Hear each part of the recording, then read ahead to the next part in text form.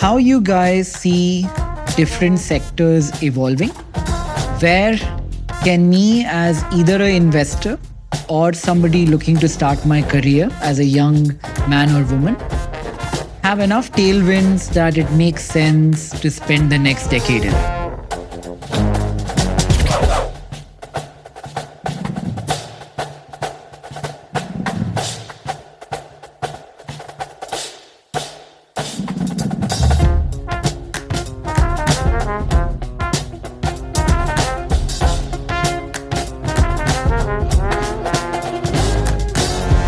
Ready?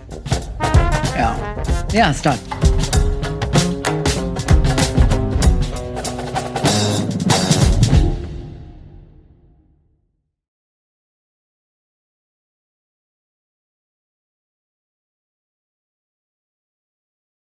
So maybe we start with small introductions, maybe 2 minutes on who you are, how you got to be where you are, and what you're doing now.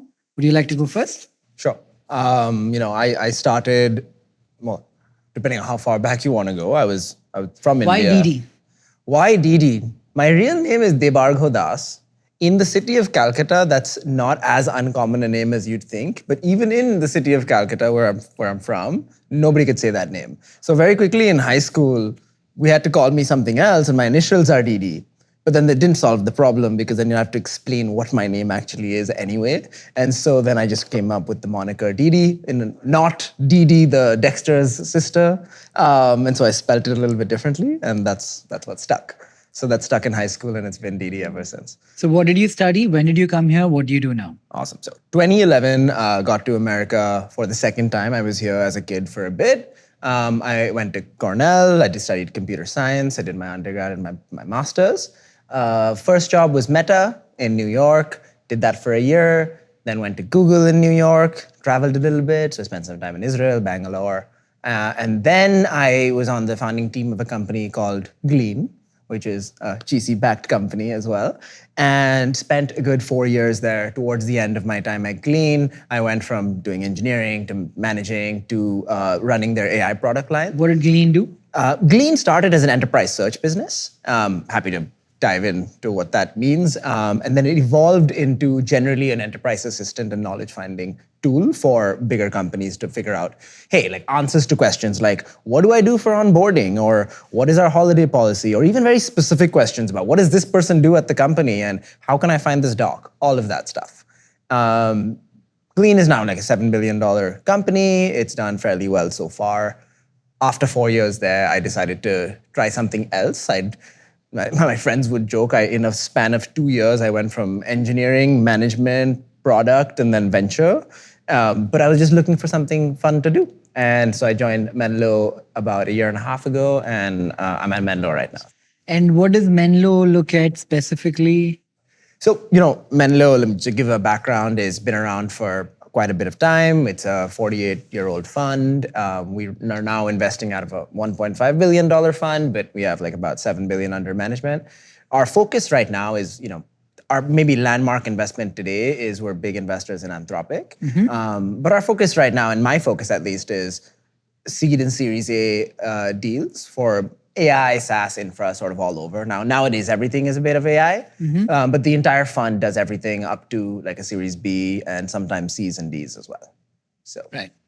We also do have a good biotech practice and a consumer practice, and the rest of the stuff we do is primarily like software adjacent. What is the Anthropic story? Can you summarize for us? Oh my God, what is the story? The Anthropic story was, and I'm probably not the best person to tell this story, but a few people left OpenAI, wanted to do a foundational model company somewhat differently. And they built and both of them hadn't figured out a business. And now Anthropic has sort of built a model that eventually became very good at coding. And it got a ton of recognition for that. And then it sort of, now Anthropic, I would say, is a company that's trying to solve AGI, but they believe the route there is through reasoning, coding, and things like this. They very distinctly do not really do much outside of text-to-text models. So less audio stuff, video stuff, things like that. And that's really their primary focus. And in terms of a business, they just serve enterprise customers primarily. They do have a consumer app, but that's not really the prime business. Thank you. Do you like to go next? Sure. I'm Nikunj. I moved to the States half my life ago. Niko and I were just chatting about it. 17 years ago, I went to Urbana-Champaign to do electrical engineering and computer science. And then I moved to the Bay 13 years ago, which when you meet, I don't know what happens to both of you, when we meet new people in their 20s come here, I feel like a boomer. It's like, I feel like legitimately feel old. They're like, when did you move here? 13 years ago. And they like look at me and they'll start eye rolling. Like about 3 weeks ago. Yeah, exactly. And then I was an operator for 11 years. I started my career at LinkedIn. I spent 2 years there and then quickly got the startup bug. Did 4 startups back to back, where I was the first PM at a few of them. I joined a company called Hall, which did enterprise communication. I joined and 1 week later Slack launched, which was a tough 1 year. But I heard of that one. Yeah. It was, I picked as venture capitalists say, you picked the right area but the wrong horse. You guys had a great URL back then, right? Hall.com. We still have Hall.com. Yeah. Amazing. Yeah. Atlassian bought the company, didn't want to go back to a large company. And then I joined a company called Ship that did first mile parcel delivery. I got really enamored by the physical world. This was peak Uber days. Uber was crushing. Spent 2 years there, really loved, enjoyed, how do you build end-to-end products, iOS, web, but with a large operations angle. And then my best friend worked at Open Door, which is a real estate company. He said, why don't you come join the team there? Can you tell us a bit about Open Door? We were discussing earlier, but it's interesting. Yeah, it's in the news right now because it's become a meme stock that's like growing really well. But I still fundamentally believe in the mission. So I think unlike other countries in the world where a transaction cost for buying or selling a home is 1% or lower, in the US, it's 6%, which means when you're trying to sell a home, agents take 6% of the commission. And that's crazy. Residential real estate is the second largest asset class in this country. And there's a 6% tax to doing that, which is just mind-boggling to me as someone looking at the space. And so the company was founded by 4 founders, Keith Boy, Eric, JD, and Ian. And their model was, we will buy our home unseen. So every home that's bought and sold in the country is on a register called the MLS. And so using machine learning, they said, hey, we could figure out what the true value of this home is. So you enter an address, answer a few questions, and we give you an all-cash offer to buy the home in 1 minute, which is very different than you having to stage your home and list your home and pay an agent a transaction fee. In 1 minute, you get that fee. And Open Door held the inventory. They owned it. Open Door held the inventory. So yeah, we'd buy the home, we would refurbish it, and then we would buy, from the buyer perspective, you can enter any home anytime you want, and you can buy the home, all online, all transaction. It was a great journey. Some of my formative learnings came from there. I spent 4 years there, had to, saw the company, 2020, had to fire 35% of the company, and then we went IPO 6 months later. Yes, craziest 6 months of my career. But then I only like doing early stage, so I joined a company called Meter, which does networking hardware. I'm meeting him tomorrow. I know. Yeah. Yeah, he's amazing. Yeah. I wish I get the opportunity to back people like him. GC did a big round there as well, I think. Yeah. Recently, yeah. Yeah. It's a 10-year overnight success story. Company's been around for 10 years. So 2 brothers. Tell us a bit about Meter. Yeah. So similar to Open Door, where there's so much friction in the home buying and selling journey. Today, if you want to equip a space like this for internet, it takes 6 different entities to do it. There's the internet service provider, there's the hardware maker, there's the cabling installer, there's other things you have to do. And then you have to maintain the networks over time. And imagine doing that for a 10,000 square feet, 100,000 square feet space. And so companies have to pay CapEx. You're paying tens of thousands of dollars in hardware up front, and you get nothing on day 0. So Meters completely transformed the model where you pay nothing up front. All the hardware is meters, and you just pay per month per square feet. And they take care of all the hassle and also the maintenance. So you just point to a space and Meter takes care of everything. I did 10 years of startups by then. And so I was just looking to figure out a way, how can I help founder in the plural rather than founder singular? And I wasn't sure if I wanted to do investing. And so I was very lucky that the Khosla Ventures team and Vinod especially were very kind to have me there for a year. I was very open. I don't know anything about investing. I've done angel investing, but that's very different. Spent a year there and really enjoyed it. The team is exceptional. I can only say good things. But decided I only wanted to be part of a small fund. Only doing seed and Series A. Each investment is like, very few investments a year. Like I have a more concentrated strategy. And so I just joined a new fund called FPV Ventures about a couple of months ago. How big is the fund? Fund is about it's a fund 2. It's $525 million. We primarily will focus on Series A, but we'll do some seed and Series B depending on when we meet founders. Right. And is there like a sector focus? No, very generalist. And that's what attracted me towards the fund. Our fund 1 has everything from biotech, quantum computing, AI chip design to consumer fintech. Very much the FPV stands for founder's point of view. And we mostly care about the founder and the team that we meet. Nice. And how old are you, Nikunj? I'm 34. And Deedy's 32. 32. You're married. I'm married. I have 2 kids. And Deedy? Not yet. Okay. Nico? New Yorker state of mind. Huh? Yeah. Hopefully soon. I have people watching this. Eligible bachelor. Right? You live in New York? I used to live in New York. Now I'm here. Yeah. New York is probably a better city to be single. It right? is not probable. It is 100% a better city. What are you going to do about that? Nico, how old are you? I'm 40, Okay. so I'm a little bit older, yeah. Yeah. Tell us about yourself. But I spend all of my time with technical young founders. Right. Like my real passion is to obsess with technical founders who are building products for themselves. I'm originally from Greece, made in Greece, grew up between Greece and the UK. Have been in this part of the world, Silicon Valley, since 2009, when the App Store was about 1 year old. Got lucky upon graduating from Stanford to join General Catalyst. Spent the bulk of the previous 15 years there, and have been mostly investing in first-time founders who have bold ideas. They're the customers of their own products from all over the world. I split time between here and New York. And is there a sector that you look at? I used to look more into consumer stuff, but then what happened is over the last few years made it hard, turn towards very young founders, Gen Zers. Right. And a lot of them have been AI curious. And most of the interesting ones the last few years were like enterprise-y. Right. So honestly, I wouldn't care less about the sector. For me, it's like if you're as smart as you sound at like 16, 19, 23, 25, how much smarter can you be in 5 years? Because the idea will change, the product will change, the market will evolve. And what do I know? Pre-seed or seed, my own, perspective on the product or the market, I'm not that smart.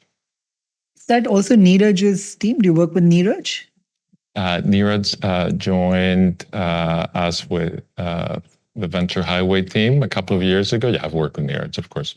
Yeah. Yeah. Hemant and Neeraj are really good friends of mine. They're awesome, yeah. We end up hanging out a lot. That's also because they have awesome the India people. connection. Yeah. Absolutely, yeah. Great people. Great people. So what I was looking for today is we seem to be at some kind of a crossroad where the rate of change seems to have gone up in the world around us. I allocate money. I don't know what I would call it, private equity, venture capital, whatever the term might be. And I've been in the US for a large part of the last 2 months trying to get allocation to different companies here. So I'll share with you which those companies are along the way, and maybe we can debate them together and if it's the right valuation or not. But more importantly, I want to arrive at how you guys see different sectors evolving, not today, but 10 years from now. Where can me as either an investor or somebody looking to start my career as a young man or woman have enough tailwinds that it makes sense to spend the next decade in? Yeah, interesting exercise. Sounds fabulous. Sounds great. Okay, so should we start with, maybe I'll go one by one and ask you guys to name one sector that you should absolutely stay away from as an investor or as somebody starting up for the next decade? Let's start with Deedy. Wow, you put me on the spot. This is a hard question to answer because I have such a venture lens on this. And when you invest as a venture capital fund, there are certain attributes of a business you're always looking at. I mean, you need a certain return profile for this investment to make sense. So typically sectors that are really tough to invest in are very high capex sectors. And it's not to say that those businesses are not good businesses. They're phenomenal businesses in some cases, but it's just not, it does not have the return profile that most venture investors want. And there are exceptions to that, and there are certain ways it can be very different. But broadly, I would say it's hard to disentangle myself from that bias. Like usually when you're buying up, you're buying up tons of real estate, Open Door is a separate story, but then it's a tough thing to invest in, for example, as a venture capitalist. So forget the venture lens. Okay. Just as an investor or somebody starting a job in an industry, which do you think has the most headwind in the next 10 years? Like somebody emails you from a particular industry, you'll be like, okay, I'm not going to open this even. I don't think I have a very strong bent against any particular industry. No? I'm trying to say, all industries are actually pretty important. There are some that are maybe falling now, but it's impossible to know how they would do in 10 years. Right? I'll give you an example. Maybe it's probably not really going to answer your question, but if you take something like manufacturing, which is a pretty traditional industry, which may not have much takers in the venture community, there are some fantastic manufacturing businesses that are going to be built, especially in the next 10 years, that have a whole other set of interesting problems to solve. Like how do you solve a labor problem? How do you manufacture in certain countries? Can you even do that? What does tariffs mean for manufacturing in different places in the world? So I think there's interesting businesses in all sectors. So it's really hard. And I don't know I'm curious actually what you guys think is often when you have to have an open mind as an investor to hear out the idea in a certain sector, because often it's from the places you least expect it that an interesting idea shows up. So you don't have a sector bias really? Not really. I can hit you with some of the pithy lines of who knows what's going to happen to software engineering, but it's not really a bias against a sector. It's just so hard to tell in the future what's going to happen. Nikunj? Yeah, I think some industries don't have the exponential rate of progress that you need to be a venture capital, like a business that can attract venture capital. And so I think those, you have to realize venture capital is an accelerator. I think we should not fixate upon the term venture capital or but private then equity. I think every industry is very interesting. Let's say you have $100. Yeah. Where would you put it? It's a very binary outcome. And where would you not put it? I think anything that is not technology forward, I would not put it. But that's my bias because I've been an engineer. I've been here 17 years. But does that mean that you can't make money off a traditional, my dad's in the textile industry. He's doing really well, But would I put $100? Would I put $1 there? Probably not, because I just don't understand that business really well. And he's surrounded by mills and other, those are all traditional businesses with very little technology. They're still all printing money.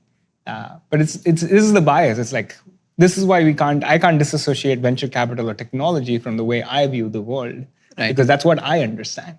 You put me in a traditional business, put me in dad's business, I will bankrupt the business the next day because I don't get the whole. But I do think are tariffs helping your dad? No, it doesn't hurt. Most of his customers are Indian. Most of the mills are in India, so it doesn't really affect him at all. But I think I think for me, it's very hard to disassociate technology or venture capital from how I would invest, because that's what I do, and that's how I view the world. But to Deedy's point, actually, AI has actually made most industries that were uninvestable suddenly investable. For example? For example, any industry that's collecting large amounts of data was like, wouldn't invest in them because you were like, oh, there's no clear way for you to understand this data, no clear way to take action on this data. Now that's become an actual like asset, because now you can either fine-tune models or you can actually do something interesting with them that suddenly unlocks value out of those. And 2021, interest rates spiked up a lot, and ChatGPT launched at the end of 2021. It was the literal perfect intersection, because when interest rates rised up, everybody's costs went up. Everybody's costs went up means everybody wants efficiency. Everybody wants efficiency. What is the only boat that is lifting, what is the only tide that's lifting all boats? It's AI. So factories are now asking and coming and begging for solutions. That never used to happen before. Long sales cycles, nobody wanted to invest there. Agriculture, people were like, traditional industry, nobody wanted to touch. It was like, what's the tailwind there? And so all of those industries that felt a little bit archaic, a little bit that, hey, nobody wants to touch, suddenly the buyer's waking up saying, hey, I want a solution. And so people are rising to the occasion and building things. And I actually I'm on the opposite spectrum of Deedy. High CapEx is actually okay because there's ways to finance it. And we're finally finding a way that everything's getting cheaper. Robotics is a good prime example of that. But I don't think CapEx is the big problem anymore. It's just like, can you find a tailwind in that industry? And that's what makes it good for venture capital. It's very hard to dissect the two. I wouldn't know. I don't know even what I would do without technology. So interest rates going down now will have the opposite effect? I don't think we're going to go back to ZERP era anytime soon. So interest rates might go down to like 50 bips but it doesn't change the outcome that much. The genie is unlocked. Once you get used to high efficiency, why would you do? And then if you look at what Gen Z wants to do now, they don't want to work as a dishwasher in a restaurant. They want to be the next influencer or build the next business. How are you going to replace that labor? Technology is the only way you can do that. Whether it's factory workers, whether it's back office workers, whether it's dishwasher, this is the only way that you can do it. And that's great because suddenly that area that was not investable before has suddenly become, because everyone's a buyer is knocking on your door asking for it. Interesting. Niko? So as an investor, early stage investor, I would just, avoid anything that's super, super, super hot. It's an early investor. If it's something that everyone is going after, if it's an idea that's getting tried now 100 times, it's probably too late, as a very early investor. Of course, the founders matter the most, as we all have agreed here already. So if you think, this is the founder or the team that are going to defy the odds, they're going to out-execute everyone else in a very capital-intensive, labor-intensive, business, go for it. But otherwise, anything that at the very early stage, there are 10 companies going after it, it's probably too late. In today's universe, I would avoid, doing anything in China as somebody who is US-based. That's not a controversial statement. 10 years from today, a lot might happen and, a lot might change. And Niko, what is too hot today that everybody's going after? Do you want to give some ideas? There's so many. Reinforcement learning. Okay. Reinforcement learning environments is a hot space. Reinforcement learning as a service is a hot space. How about some AI code gen tools? AI code gen is... App builders. App builders, yep. Receptionists. Yeah. AI receptionists.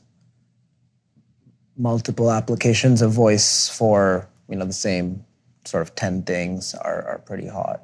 I mean, it's honestly amazing, when you open up your email as a venture capitalist or your X or any other inboxes you have, honestly, 9 out of 10 inbound requests you receive, they all sound the same.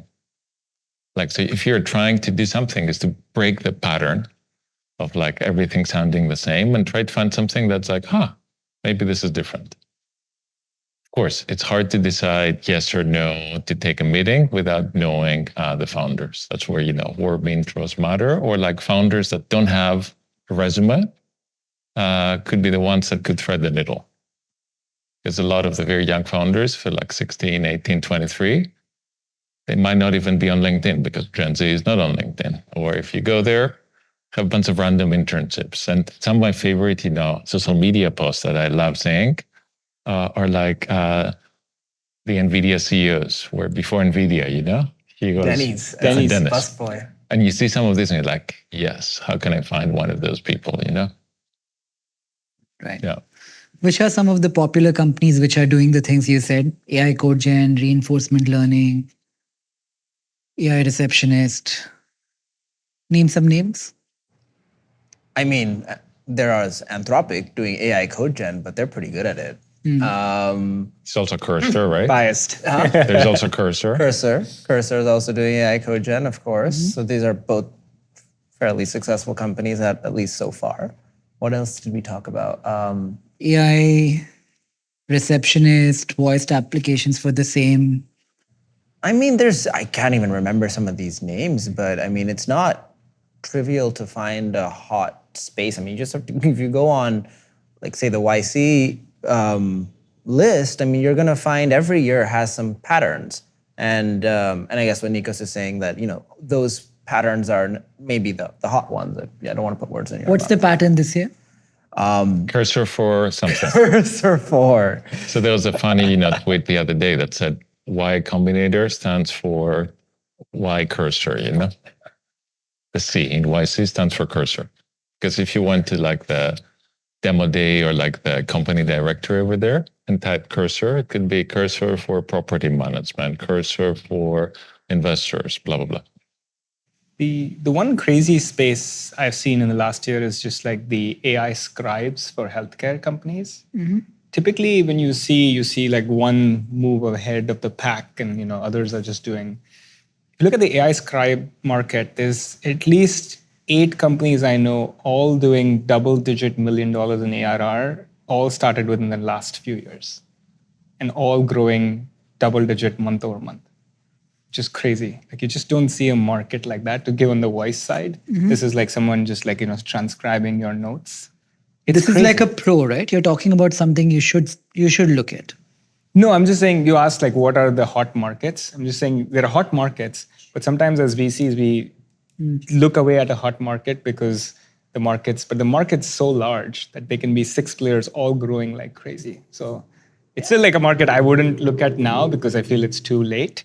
But as an early stage investor, but it's crazy that even though there are these markets where there's too many players playing, there's an example of one where you have like many, many players all doing very well.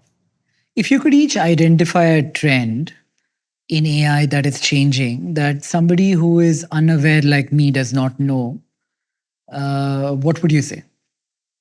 One nuanced trend that is changing in AI. Well, there's a couple I could say. Well, I don't know. Hard to guess what you may or may not know, but Imagine nothing. one, well, one is like talk of the town is how much Zuck wants to pay people. So some people call it like engineers being athletes of today, which is interesting. It's not really tech focused, but it is a theme. The second I would say is, we've run out of public data.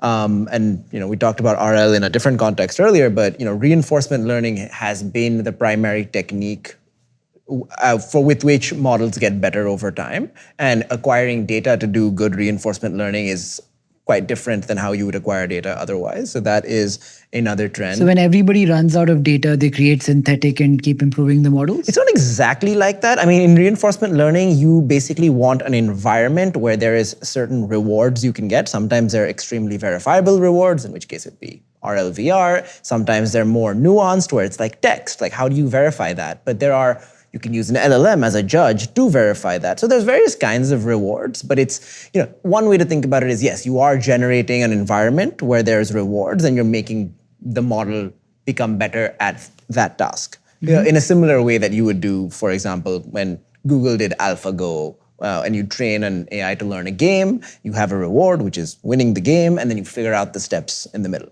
So it's not really synthetic data per se. That is also used, but it's a different step. But that's what I meant by reinforcement learning. Let's see what else. Number 3, I think, is not talked about enough is China, which is, the narratives around China are interesting because most people in America, I feel, don't want to even recognize how good these models can be with perhaps far less capital expenditure, right? Like they're not spending that much for talent. They're not spending that much in even GPU resources. They don't have the latest cutting edge GPU resources, yet somehow they're able to come up with models that are not perhaps the best of the best, but they're quite good. They're frontier, as you say. And so those are just some. Niko, would you like to add? Did you mention evals? I did not mention Can you about explain what it is? So when, let's say, you're an attorney or you're a doctor, and then there is an AI or consultant, and there is a AI model that is trying to replicate some of the day-to-day tasks that you do. There are always some corner cases, some exceptions that the model by itself, even after you train it, with all the world's data that's available out there, won't get to. So when you recruit a consultant or the doctor to take a look at it, they could come up, with some of the exceptions and further, refine that model. And I think that's a very big market opportunity that's opening up right now. It will be going on, for a long time, because you can bring in entire new professions and model them that you couldn't do, as well today. And it's just coding, basically. Mm-hmm. Nikunj?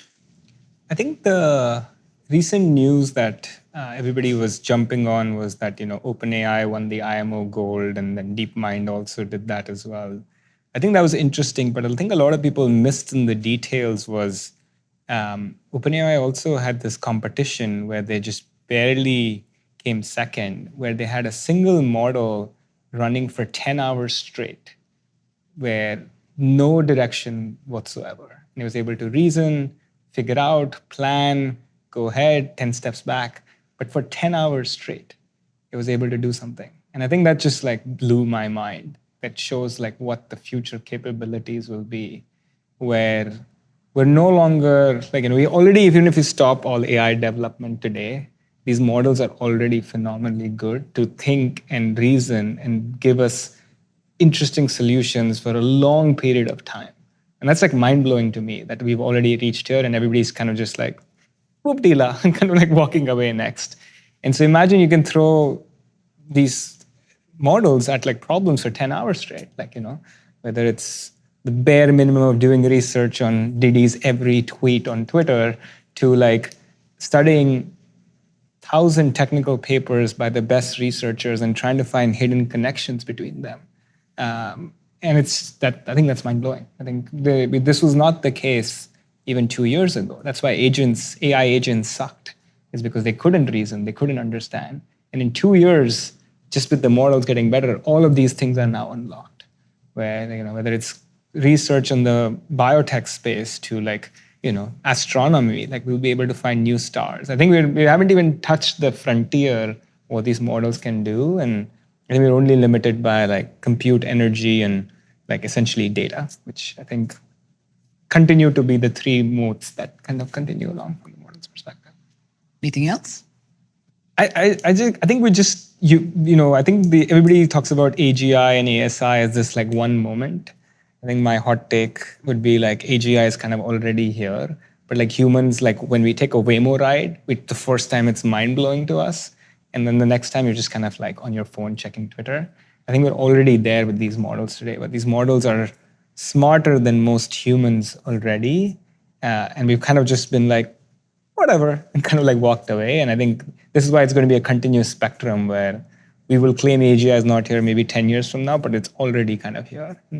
In the not theoretical definition maybe, but in a capabilities perspective, it's already better.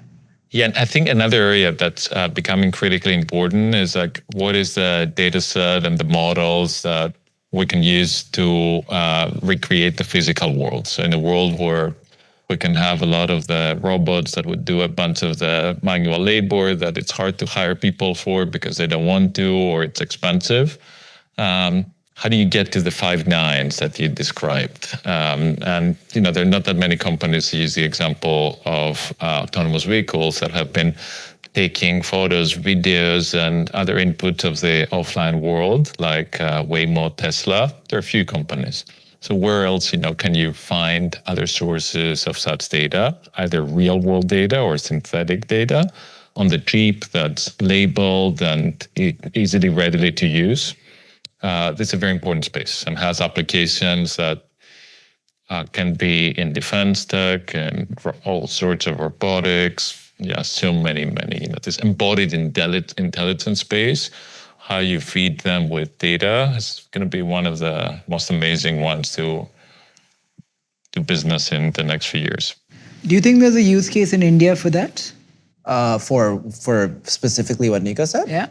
Oh, yeah, that's a complicated one. In terms of like use case in India, how do you mean? Like, will self-driving cars make it to India, or will there be Let's say a labelers? robot has to make a sandwich. Yeah. Does it have to train on some visual data that will be a job for someone else? The training part? Yeah. It depends. There's a couple of different ways that people do it. There's this whole technique called sim to real, where you try to simulate it as much as you can, but then it's impossible to simulate the physical world, and so then you typically get other sources of data. And yes, there are some, as far as I understand, maybe you know more, there are labelers that will label this data in various companies, and those labelers can be sometimes in India, sometimes elsewhere. Yeah. In Philippines, that's was Scale's biggest market. Like, there are towns where it's almost like, it's like night and day difference, right? But there are towns where it's like light all night, and the entire team there is working on some version of labeling. Now, it could be labeling text, image, video. Last year, I've talked to many startups where they are basically building things that they give to workers in countries where labor is on the cheaper side, where they're doing everyday tasks and collecting that data and then feeding it to the model. It just makes sense. It's like, how BPOs exist in these countries. The new BPOs are these labelers who will be basically getting data that these large language model companies need to help make the models better. It's just the next natural transition. Yeah, I think in many parts of the developing world where labor is really cheap, it might be harder to see some of these applications very quickly because the economics might not make sense. And then the real bottleneck for having robots, accompany us for our daily tasks is that we need to make them. So if you think about, the supply chain and everything required to make a gajillion of them, we might have AGI first, before robots actually start attacking us and taking over the means of production. And the future, might be bright, for them, but not as much for the human race. Just wanted to throw this out there because I get a lot of people telling me, who are not as intimately familiar with AI, telling me, oh, this is just pattern matching, this is just the internet, yada, yada, yada. If you look up this paper called Alpha Evolve from DeepMind, it is literally a paper where there are these simple math problems that everybody can understand, which is hexagon packing. You have a hexagon, how many of 1, 2, 3, 4, 5, 6, up to n hexagons can you fit, and how big is the surrounding hexagon? How small can you get the hexagon and pack all of this stuff in? And Alpha Evolve has made novel solutions on this problem that, that haven't been improved upon in 20, 30 years. So just to be clear, AI is very much pushing the frontiers of human knowledge just in bits and pieces today, and we're going to see more of it. But I just wanted to throw that one out there. But what else do you think is changing? Like, if you had to predict, think of me as, I am an idiot because I know nothing about this, but you're not an idiot. I'm asking you to prophesize 5 years ahead and paint a picture of the world for me. One thing I think about, probably, I don't know how much you guys think about it, but one thing I think about that is not talked about in this regard, and maybe 5 years is a bit short for this, probably 10 to 15, is just birth rate decline. I think that's a very real problem. I know it is also a funny problem because there's all these sorts of reasons why it's happening, but it's especially stark even if you go as far as South Korea, in 2 generations, that country may be a 10th or less of the population it is today. It's really bad. But that has anything to do with AI? It has a lot to do with the economy, and it has a lot to do with AI. How? I'd love to explore this with all of you guys. It's not a very well-formed thought, and I'm not an expert in this by any means, but a lot of economic growth is subtly tied in with the growth of the population, the growth of consumption overall. I mean, AI is no good unless you have somebody using something at the other end. Like transactions have to be done for economic value for everyone to be prosperous. And so if we see a world where there's this rapid decline in population, what does that mean for the economy? What does that mean for like clothing stores? Are you going to be able to sell clothing anymore, or are you going to sell much less? Like what happens to the stock of that business? So I don't know. I think that's a less explored problem, but it's going to be a slow burn. But it's something that, Do has... transactions have to go up for productivity to go up? What if the value of the transaction goes up? It's possible. I think the amount that productivity, there's like an economic definition, I guess, and then just the general definition, to go up to counteract this effect is, I think, somewhat unrealistic. But again, I'm not an economist, so I don't know. And how does AI exaggerate birth rate decline? I don't think necessarily it has anything to do with AI. I think there is... There's a very clear chart. Like essentially, 2009, it started declining. And we all know what launched in 2009, just the iPhone. So it's not AI as much as like our addiction to just digital media and phones in general. Like, and AI People will are having less kids because of iPhones? I mean, you can't directly point to it, right? There's no research that is that clear, but it is like 2009 across the world. And it's because like we're just becoming more and more dependent on our digital, our emotional needs are being satisfied by more on the digital side, whether it's like, us watching YouTube shorts versus going to a bar to like date someone.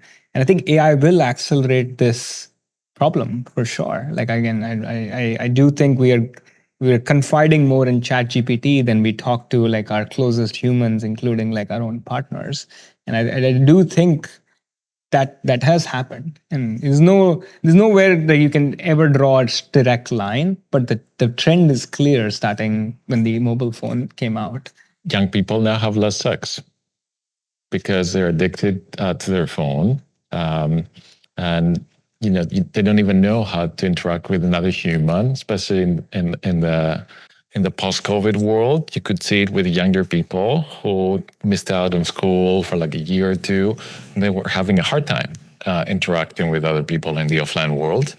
So when you have less sex, or you end up having it much later in life, and you get a lot of the dopamine from digital experiences, what does it mean? For like the fertility rate? What does it mean for a lot of the vice-powered industries in a world where in the US and the West, you have Ozempic doing really well? What does it mean for suppressing other vices beyond just like, excessive, eating? So that stuff is like very interesting to just think about, like the second order effects that are very hard to imagine. Because for example, like to go back to tech with AVs, right? If AVs are everywhere, what does it mean, for the economy around gas stations or Costco, or like, anyone who's applying stuff to parking lots? I have no idea, There might be in this country amazing businesses, that are supplying products and services to these sub-verticals. The rate is dramatically accelerating. For the first time, there is a new form of intelligence that is going to be on par or over time superior to a lot of the stuff that we as humans, can do. So, if you can borrow ideas from the world of sci-fi, what does that mean? Does it mean that we're going to somehow fade in the background? We're going to be like the same way that we have pets or cats and dogs. Right now, AI will love us and will feed us. The AI will assume the means of production. We'll have universal basic income. We'll be happy. Maybe we'll start having more sex. I don't know. Maybe the NBA will have 10,000 teams. Maybe everyone will be a supermodel, do sports, or become a poet. But then all the important decisions around running the world, allocating resources, this new form of intelligence is going to make these decisions, take over, and, it's going to be the new species that writes the history books. Who knows? It's a bit like a democracy and a smarter, maybe benevolent dictator on top. Yeah. Is it important that we are making the decisions if something smarter is more capable? There are a lot of questions that, this question raises here, right? One of the good news is that AI still today is powered with electricity. So if we're unhappy, one plug it and we're good, right? Because the battery technology is not that sophisticated, and enduring yet. But yeah, it does matter a lot, who are the creators of these super powerful pieces of software and systems. Because if they themselves, are all made of the same cloth and they have groupthink, they won't be able to cover a lot of the different voices that humans from all over the planet and different backgrounds might have. And unfortunately, for the world, tech is moving really quickly. Policy cannot catch up. Like the hardest thing, honestly, that we face right now is even if you're like a PhD in AI working for one of the foundation model companies, you can't keep up with the pace. This is the single hardest thing. So imagine being, like a policymaker or somebody who thinks about that stuff all day long. How do you keep up? And, the tech is improving in the background. This is really tricky. Do you personally believe the world will get there, where we become like cats and dogs in the background? I don't want to live in that world. But is there a scenario that this might happen? Yes, there is a scenario that this might happen. But I think I have the more optimistic take, which is like, since the Industrial Revolution, humans have just known to increase efficiency. It's like singular, Now it makes sense that you worked at Khosla Ventures. So every year, productivity is going up, like a couple of percent. And even the internet, But the point being is we've always found a way to do more. Jobs have come and gone. Typewriters used to be a thing, no longer a thing.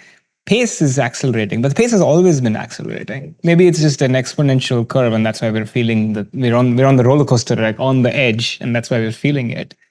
But I believe in an abundant future where I believe actually we'll have more time to do more leisureful activities. The workday might go down from 12 hours a day to 6 hours a day. And that means we have more time for art and music and entertainment and, I don't know, spending time with our loved ones. That's my take on the situation. That's the abundant scenario. It's already happening today. It's already happening today. If you take Waymo, right? Yeah. Before you were behind the steering wheel. Yeah. Now you are reading, Deedy's tweets on X.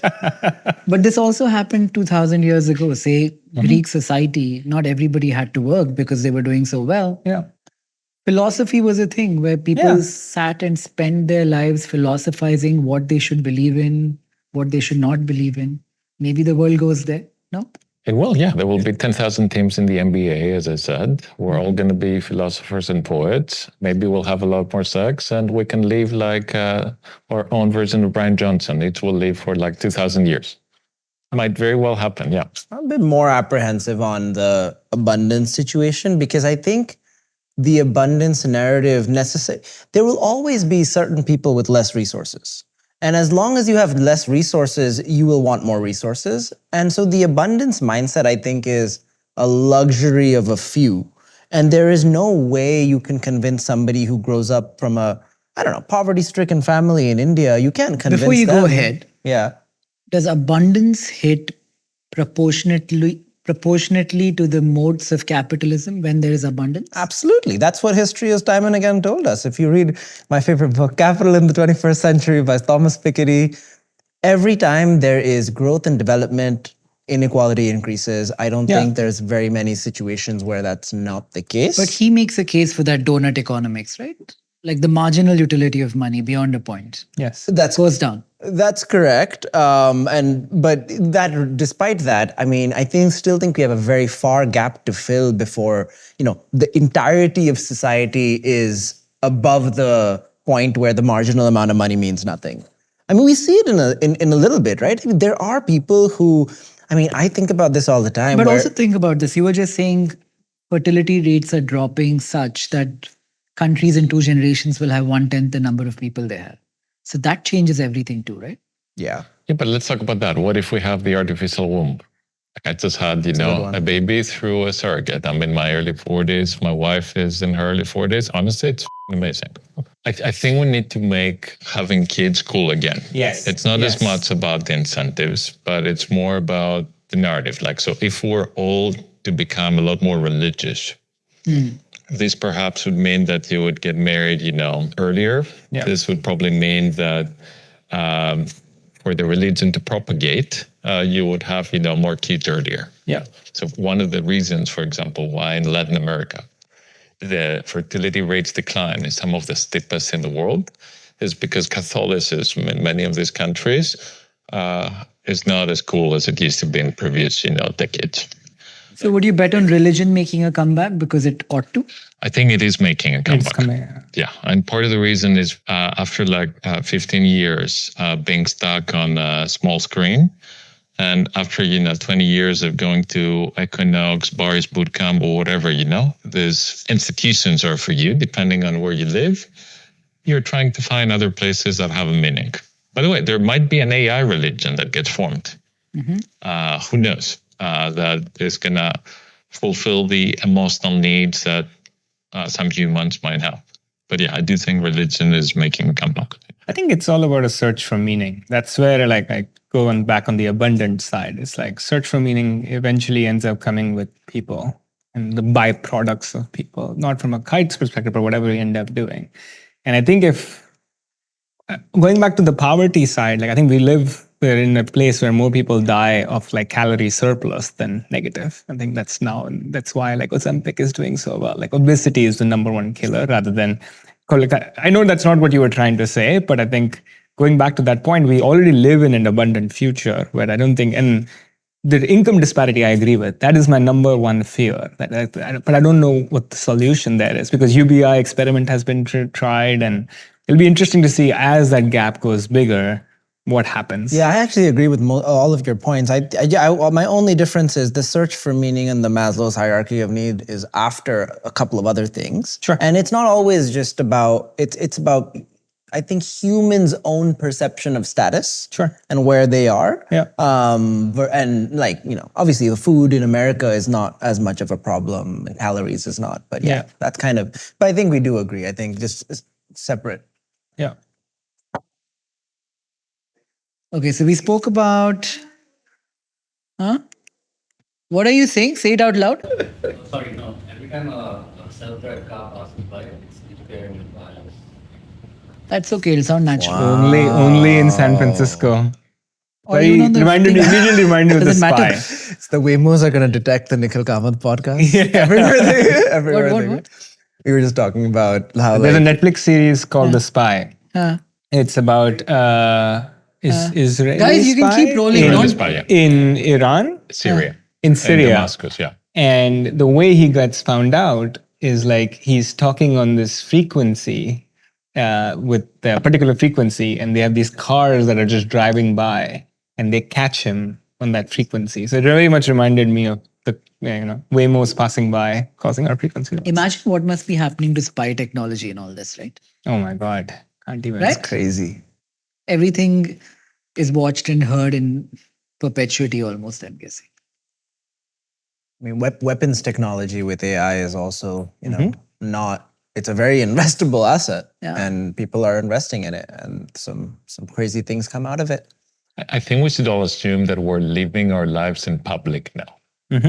And it's a little bit hard to say that if you're somebody, in your 40s or older, but pretty much, every second or third building now on the street has some cameras installed. Yeah.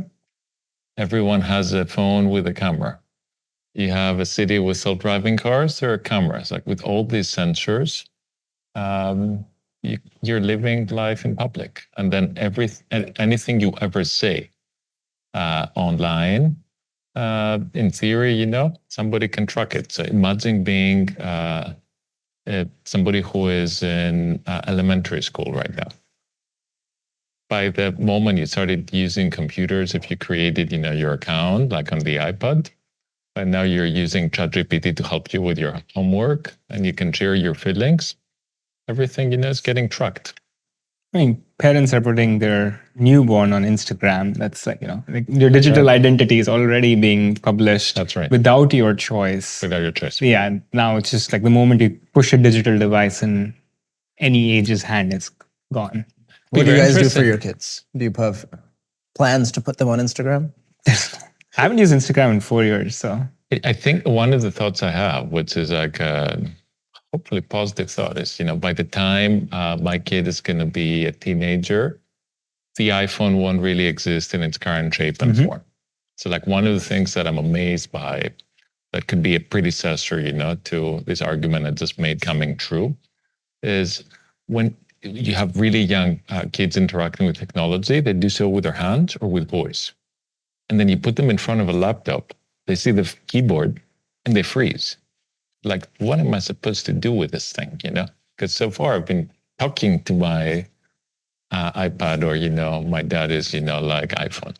So I think, if we're to forward project with new software and new AI first hardware, how we could interact with technology, the small screen might not be as addictive, we might actually have it in our brain.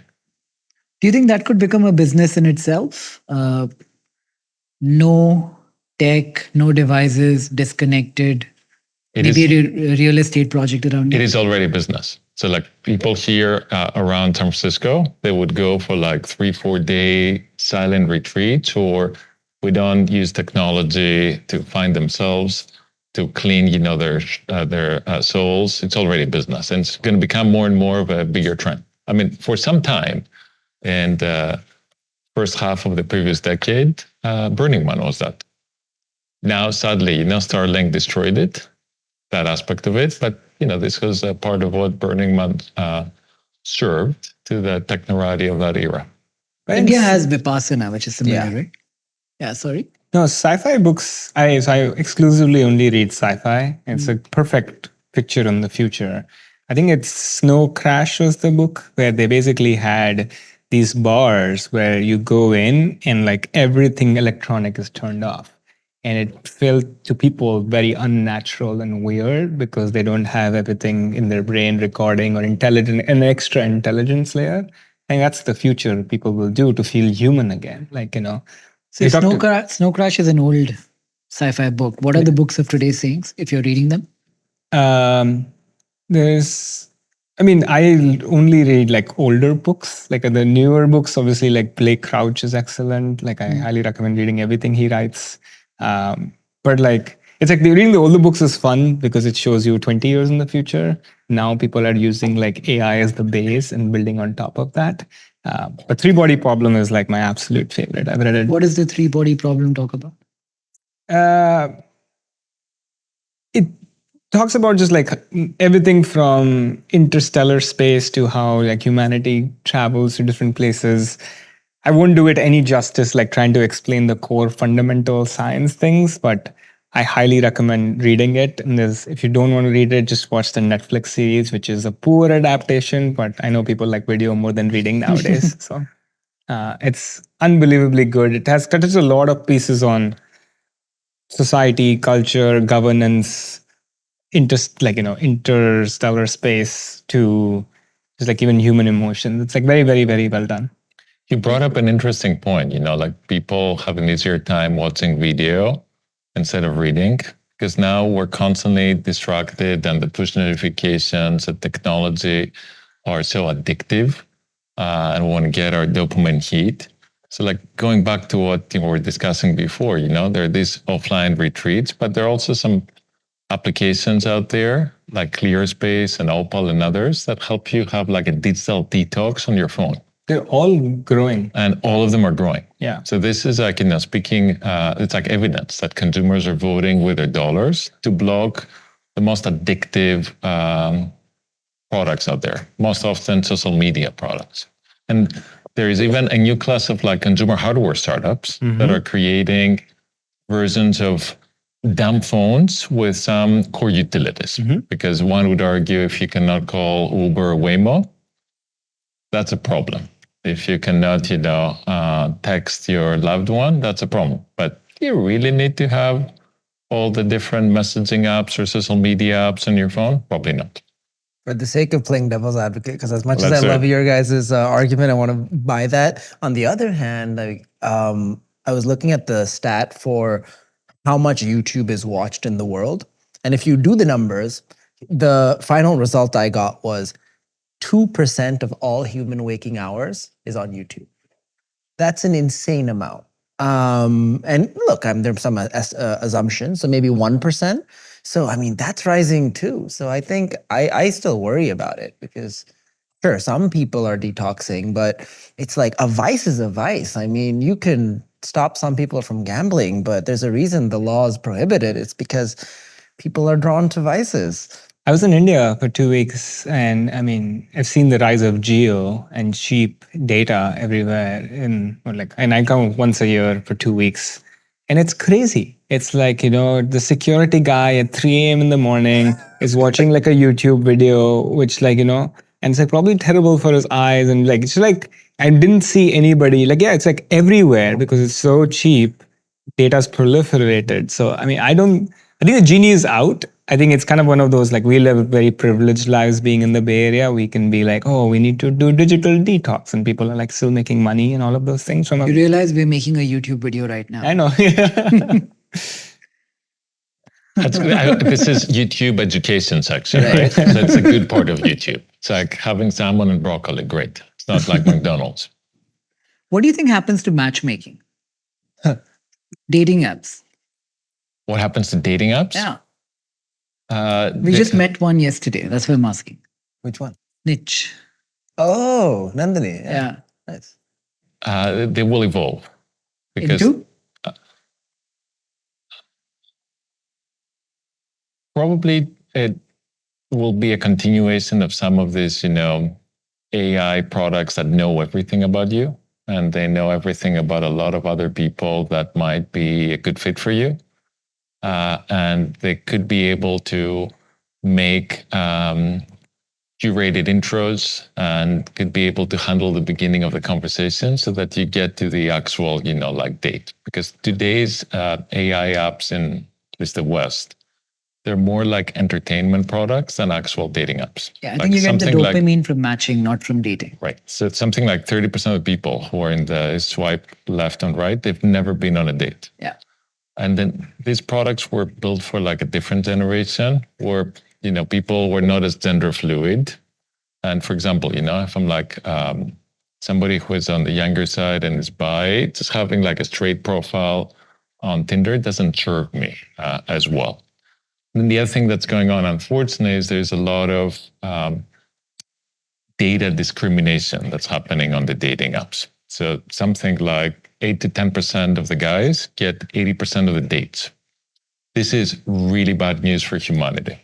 And this speaks to a need that's in the background, like a demand for something new. So like, for example, if you're a guy and you're not getting any dates on any of the popular online dating apps, the best thing you can do is delete it from your phone, sign up with a new location.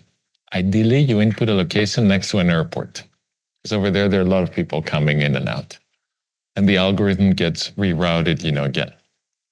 So like, I think the future of online dating is going to be part of what people are using like ChatGPT to do their homework. So like anyone who's young now and they're just addicted to that behavior, they would expect a similar kind of experience for other parts of life. I believe like we'll all have digital twins. Like it just makes sense. Like, we already do in ChatGPT in the memory layer, like we're inputting so much of our information in there. And so I think dating just evolves very similarly where, why swipe left or right? Where if your digital twin is able to just figure out from this ocean of other digital twins who's the best match for you, they do the early conversations and then you just get to meet them. And you just trust the algorithm to do the curation. Today in Tinder, you're just filling out a profile that has stale data. But imagine if you could take your deepest, darkest, like all the things that you put in ChatGPT today to do the matching for you. It'll be far more effective because it does all the matching. And it's like, okay, then you have a slider. It's like, how different do you want them? Or if you have 3 different dates, it's like, one's like truly a magic 8-ball. One's like ideally matched to who you are. But is it an industry that you would bet on? You would want to allocate money behind it? There's one of the dating apps in our and Menlo's portfolio is like Raya, which was a good investment. But generally, dating apps today are you'd have to have something unique for it to be a good bet. I think Niko probably knows more, but you guys both are more consumer investors than I am. I mean, with consumer, it's just really tough to bet on these things unless you see some element of traction already. Like you need to know that it works. But correct me if I'm And Facebook was a dating product in the early days. So would you invest in the next Facebook that's going to look very different than it? Yes, you would. What is the single best dating product today if you're a very successful person? Probably Instagram. Because over there, you can slide into other famous people, beautiful people's DMs, and they would reply back at you. But over time, these things will evolve. And then I think there's something to be said about offline experiences around dating becoming a lot more desirable for people. Like in a world where the online experiences are very addictive and we have them in abundance, what becomes scarce? They're very awesome, cool offline experiences. So anyone who has the means would want to be part of that. So if somebody's building a dating app, they should solve not just for meeting someone, but also for the date. Absolutely. Yeah. So I work with one team called 222. They're in New York. How do you spell that? 222.place is the website. And what those folks are doing, something very simple. You're a newcomer to New York City or to LA or to San Francisco. You want to meet others. You can go and do a cooking class together. Or you can go and have dinner, you and 2 other friends of yours and 7 strangers. And then alongside 97 other people, you can go to a bar. And people pay their subscribers to that. And it's growing really, really quickly. So the future of dating apps will be more offline than online. Yeah, and less swiping. I think that paradigm has come to run its course. Okay, so we've established humans could become like cats and dogs. Religion will do well, maybe a new AI religion. Fertility rates will drop, and that rate might exaggerate. We also said matchmaking will change. Digital twin, offline, Instagram is where a lot of people date today. We said socialism and capitalism will move closer to center. I don't know. And then that one, I'd plead the fifth. I think more capitalism. I visited South Korea this past Christmas. Yeah. And I went to a viewpoint where you can see the closest town of North Korea in the demilitarized zone. And it was striking to see the difference. It was one of these clear days because normally there's a lot of pollution you cannot see. So I could see the streets of that town. And in the 30 minutes I was at that coffee shop, I didn't see a single car. And I was shocked because I was whoa, we're just 2-3 miles away. And here there is stuff happening. And over there, poor people who happen to be born there, not because of their own volition, and they're stuck in the ice ages instead of economic, growth. So there are certain places where you can compare and contrast, the different systems, sadly still. We also said off-the-grid businesses will do well. Digital detox, Vipassana kind of stuff. Video over reading will continue to grow. Video will continue to get shorter. Yeah. You'll want a dopamine spike sooner. I mean, capitalism, I think, will always reward whatever hacks your brain to give you reward immediately in dopamine. And that's why there was a shift to shorter video. It's an easier hack for the brain. What if, though, we have brain implants and, there are going to be ways to hack people's brains, or a new form of digital drugs will be invented, Like Neuralink? Yeah, Neuralink, it's one of the companies that are building the brain implants, right? But historically, we've liked images more than text. We've liked video more than images. We've liked short video more than long form video. But I'm saying if most people, or many people have brain implants, there will be new things they'd like. And would you get one? If somebody were to tell you, here, Niko, is a brain implant which will increase your IQ by 40%. I'm sure there could be a reason for me to do it. By that time, I might have some cognitive decline, right? And I won't like that. Or No, I very might, like optional. Like you're okay, and somebody offers it to you. and see, if you had said to me a few years ago, you could speak all of the world's languages with a brain implant, I would be like, sign me up. Yeah. Now, unfortunately, or fortunately, some of these, like Ray-Ban smart glasses, are getting there. So this might not be the use case that gets me. But, if you can have like cognitive superpowers, why not? Or if I could have a part in my head at all times, or there's a monologue going on in my head, at all times, like thinking too many things. If that, implant can help me pacify it, great. What do you think happens to urbanization? Do we all still want to be in densely populated cities? I think so. Because Why? this has been the case, since the very beginning of humanity. Like we tend to be more and more dense cities. It's great for, we're all social animals. It's great for the planet. It's great for If that were productivity. true, wouldn't we be one block of people in every country or one block of densely populated people? Why do we have states? Why do different states have different cities? Because the world has been around for long enough. But in many countries now, which, countries was a new idea from the 19th century. In many countries, you see certain cities where you have like, 20, 30, 40, 50% of the population, But not 100. Not 100%, no, unless it's a very small one, like Singapore, right? Yeah. Yeah. But think of a country like the US. If that was the prevailing trend, there would be one block either on the West Coast or East Coast where everybody would live. I think natural resources matter, energy. There's a lot of other factors also. Climate change matters. Climate matters, terrain matters. The economy, yeah. Economy matters. Yeah. Like it just doesn't, people choose to leave and go somewhere else. So I don't think it's that simple. Would you bet on urbanization to continue with Niko as well? 100%. Yeah. I also think, but I think it'll continue.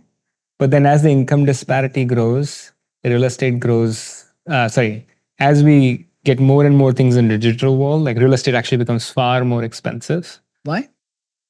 Because that's the only asset people can hold on to. That's a real blockchain, man. Yeah.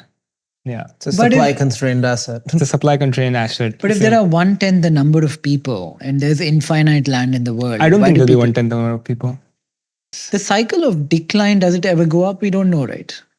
I think it does, but it has happened. I mean, declines in civilizational population have happened in the past for mostly war, and other sorts of reasons, famine, disease. But this time it's not that. This time it's not that. It's but voluntary. I think that part, humans generally fix themselves. So I'm optimistic. Just but going we back to just the don't digital know. detox side, right? Like, like all But what the- if, we all live, like 120 years, right? Yeah. Which Yeah. is believable for folks who are now, like getting born or they're like 10, 15 years old. So if that happens, Yeah. the population decline is not going to be as quick as, we might think it is. Yeah. And, normally for the population to grow, it depends really on the number of fertile women and how many years they have that they're fertile. So that's a constraint that nature or God, gave to us. So what if, you could like 3x the number of fertile years that we have today, or we could have artificial wombs. That But we'll constraint all want could to go live in. longer. I think most people, if they believe in a better future for themselves, they want to live longer. Most people would say yes. And this believing in a better future tomorrow is a very recent phenomenon. Before the Industrial Revolution, if you asked anybody, how do you think you will be 5 years from now? Most people thought they would be worse off. This is new that we've seen growth for as long as we have in some form or another. It is, yeah. So longevity and wellness as a business, good place to be. Great place to be. In any country. This is the first time you said great this evening. Yeah. Thank you. Yeah, I'm right. I'll ask my co-pilot right now. What do you think? I think longer term, great places to be to invest in. I think biotech is taking a lot of interesting strides in terms of drug discovery. So how do we solve a bunch of the diseases that cause early death, I think is really important. There's a lot of cool work going on there. Longevity, I think it's a slower burn. So, I'm optimistic, but on a slightly longer time horizon. Hence the name, right? I guess so. I guess so. And then I am very optimistic about biotech. Overall, I think the artificial womb thing is interesting for sure, but I think it does calls into question some concerns around, how many kids will one person be able to have? Because then it becomes a, purchasable asset. Can you have 1,000 kids? If you can just artificial womb them, maybe some people might want to do that. Well, religion has solved for that. It becomes uneconomic, according to most religions, to have many kids. At the extreme ends, though, I think that we could see some interesting things happen there. We need robots to help raise them too. That too. And this would be probably more expensive. Or you would need a lot more space. And since real estate is becoming more expensive, that's a real limitation. Do you think real estate will continue to become more expensive? Do you believe in that finite supply? One of the issues that we have in the Western world is that the productivity in the construction industry has been stagnating or certain decades going down. So unless we fix that, unfortunately, in most places, real estate will continue to become more expensive. Right. So we were doing this exercise. See, at the end of the day, we're all capital allocators, right? All four of us in one way or another. Maybe on the venture side, the private equity side, whatever. So we were trying to arrive at what statements hold the most value for us. From a rate of change is increasing, world is changing. 10 years from now, which industry would have grown the fastest? I'm going to share the statements one by one and maybe we can all opine. Disagree, agree, rate them. The first one I'll say is Indian families with rising income, reducing family size, will invest in premium education. Outcome-focused education will take preference. What do you guys think? Great. In only this particular, I think in general that will happen. Yeah, I'm just saying Indian because we were sitting in India doing this exercise. Yeah. Nico, do you think everybody will spend more on education? No, but certain cultures like in India or in South Korea or where I come from in Greece, they absolutely do because they see this as a viable path to improving their chances of their offsprings doing well. In the US, the average person does not care about spending money on their kid's education. My kid is bad at math, the teacher is bad. That's changing. Why is that culturally? It's an immigrant nation and everybody has become successful in the recent past. So didn't they distinguish the successful from the unsuccessful also through the lens of education? Who is they? Like all the of American people. Even, you forget. When you made it to the top, often you forget. And for a lot of folks, this is not priority number one. If you're like an immigrant yourself or you're somebody affluent, you, of course, do care a lot about it.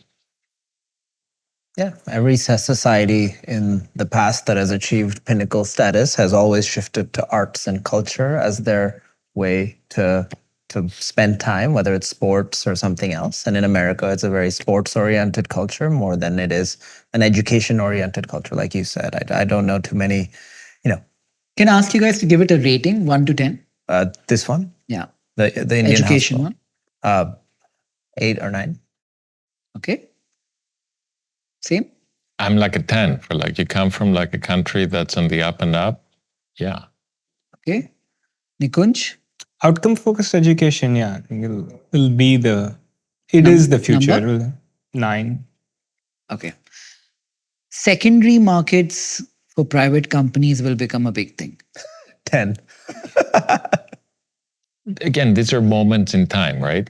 Because there are moments when regulators and the incentives are aligning for public markets to be open and to welcome companies at a much earlier stage. There are other moments that this is not the case. So at the moment, we're living during a time where a lot of the value is captured by private investors on the way up. Like you now see quite a few companies that are worth $100 billion plus. Whereas back in the day, this was not the case. Like when Facebook went public and was valued on day one over $100 billion, I think they were the first ones ever, to do that in 2012. And now could you also have argue multiple. that tomorrow a lot more really large companies will want to avoid or circumvent taking retail money because they'll have to be over-regulated if they do? Yeah, if indeed, they have to be over-regulated and they have a choice because they can get funding from other places, yeah, they might avoid. But if we bring down the regulatory constraints or capital from other sources becomes more scarce, this could be an option. For me, somebody who lives in the US, it's actually sad that the retail investor, the pension funds, the low fees ETFs cannot have access to some of this wealth, sooner rather than later. It's sad, It is sad. 100%, but I don't think it's changing anytime soon, right? At the moment, it looks like it's not going to change anytime soon. Yes. Yeah, it's like 8 or 9. There's access. I think if you think about like imbalance in the future or disparity, like access becomes the primary thing that only a few people have, and that's the sad aspect. And But access will be gatekept. Access will be gatekept, and I think that's the sad aspect. But do I see it changing anytime soon? No. The You guys- incentives are just not aligned. Do you guys want to rate the statement, Niko? Secondary markets, marketplaces They're going to be strong forever. for the next 10 years. Yeah, I think it's a 5. Yeah. 5? Yeah. Deedy? It's at 10. I don't 10? see it. I don't see it changing. Nikunj? Split the middle, take 7. I think it'll 7.5? change. I think it'll change in the start of next decade. The world will be older and sicker. Wellness, hospitalization, longevity, great sectors to be in. I think they're two different statements, in my opinion. Explain. I don't believe the world will be older and sicker. Why not? I mean, we're constantly improving. First, I believe, like, as kind of Deedy mentioned, like biotech is the application area where I do believe us discovering new things will be the most. Like literally one sector where we'll discover the most things where AI will be useful, it's biotech. And I think that will help transform most of the common diseases, why we die. I mean, Ozempic is already doing with obesity, which is a huge factor. So I do think we'll live longer and like healthier. But I do think that will take investment. Longer and that is agreed. World will be older. If we live longer, world will be older. Yeah, so that's right. So Sicker? older, no, and not sicker. Yeah. And then average, like if you think about median happiness years, let's put it like in a like philosophical way. No, I'm more thinking how many people are sick at one point of time because money can be made by treating them. How I mean, many people? do you want to answer? Go for I it. can- Yeah. I was going to be pretty strong on this one. I mean, just again, this is a side effect of birth rate decline. So as birth rates decline, the demographic imbalance will switch to having more older people. I think Nikunj, you're right. I mean, you have to debate the baseline of what sicker means. Yes, but yeah. That's what I was thinking. generally, if you're talking about the world being sicker because there are more older people and older people are generally sicker, yeah, I mean that is factual. Also, we've just come out of COVID. After many, many decades, we had something like that. Maybe That's there'll true. be more. Perhaps, but even without that, I would say the world is older people get sicker, people will be older, therefore people will be sicker, and then longevity, wellness, and all of that. Very important stuff. Also, because of how connected we are right now, when something transmissible comes about next, we'll all get it much faster than we did historically. That's why I say sicker. Like I was sitting with somebody from Moderna last week and they were saying we got really close with bird flu, but the world has gotten to a point where if I have something which is moderately infectious, the odds of the last person in the world not catching it are low today. But I think we'll be able to come up with an antidote faster and distribute it faster also. I think that's the corollary that I don't think we get. Like COVID would have been much worse without mRNA, a lot of these things that didn't exist like 10, 15 years ago. And I think that pace is only going to accelerate. So that's what I was trying to like understand. I think the acceleration of us making things better. Yeah. Let me put it more specifically. I think the ambiguity goes away. In 2035, I'm reviewing the portfolio that is being invested in today. Will the business of treating sick people have done well by then? I think we're rating that. I mean, in the US, it's already 19% of US GDP goes in healthcare. So That it's number like will go up. 100%. Yeah, that. Yeah. The number will go up. Does it mean it's a good business? Yes, exactly. TBD. Because like if you are like in healthcare services or you run hospital stuff, most of them are not great businesses. However, if you find ways to bend the cost curve, oh my God, amazing. All the trends are on your side. I suspect there are better businesses outside of the US because the US has a problem which is very unique to itself. Right. That's right. Like the multiples of hospital companies in India are like 100 times raw. Especially if you've been able to build a brand around it. Do you like to rate this, Niko? Older, sicker world? I think older, yes. Seeker, it's a definition thing, but is this market going to become much bigger between now and 2035? Yes, it's like a 9, 9. Nikunj? Yeah. 8. Senior living. This is something we invested in, funnily enough. Me and Hemant did this deal together. We did a couple in senior living. Were you part of that? I'm aware of it, but I was not part of it. No. Yeah. Yeah. Thoughts? The world will be older, senior living, affluent senior living. Well, some of the fastest growing cities in the US are the villages in Florida. Mm-hmm. So if there's something to be said, about that model expanding to other countries, I think, this one has like very awesome long-term, prospects. And especially in the developing world, as like people become more affluent, their kids are fewer. They don't live with them, but they move for economic opportunity in other parts of the country or other parts of the world. You need, as you age, to be close to other elderly people and or individuals who are going to be able to help you. This particular deal we did together is a company called Primus. And the data he was showing us is if a 70-year-old man or woman is at his facility, which is a very affluent, like high-end senior living facility, the quality of life and the longevity of their life goes up by a significant premium because they have community. That's right. And he showed me this really crazy research. Like when my dad was sick, I got him a nurse. So then he didn't have to do anything. He didn't have to move. Somebody was doing everything for him. That's the worst thing you can do for your parent. It's very counterintuitive, but I think just that community, the having to play with someone, having some competition being organized, playing memory games, walking, all of that with like aged people changes everything. Absolutely, yeah. So if you read about blue zones, which are like the different parts of the world where they have the highest percentage of people who are 100 years old plus, the shared trait that they all have to demonstrate is community. Yep. So like in Okinawa in Japan and Ikaria in Greece and like, other parts, you're somebody, who's like 100 years old, your kids might be dead or incapacitated, but because every day, in your village, you're socializing and you feel like you have responsibilities, this is what keeps you going. We rated this highly in India, even though there is such a big societal stigma about senior living.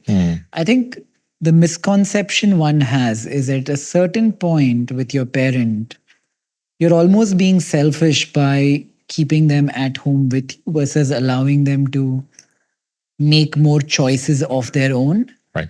Yeah. It's a hard thing, especially in India, to overcome. I don't know how it's in Greece, but... Same. But, because in Greece, again, the standard of living went up and then the cost of labor also, went up. What saved a lot of families was like Eastern European labor talent that visited the country and stayed there as illegal immigrants and then got legalized.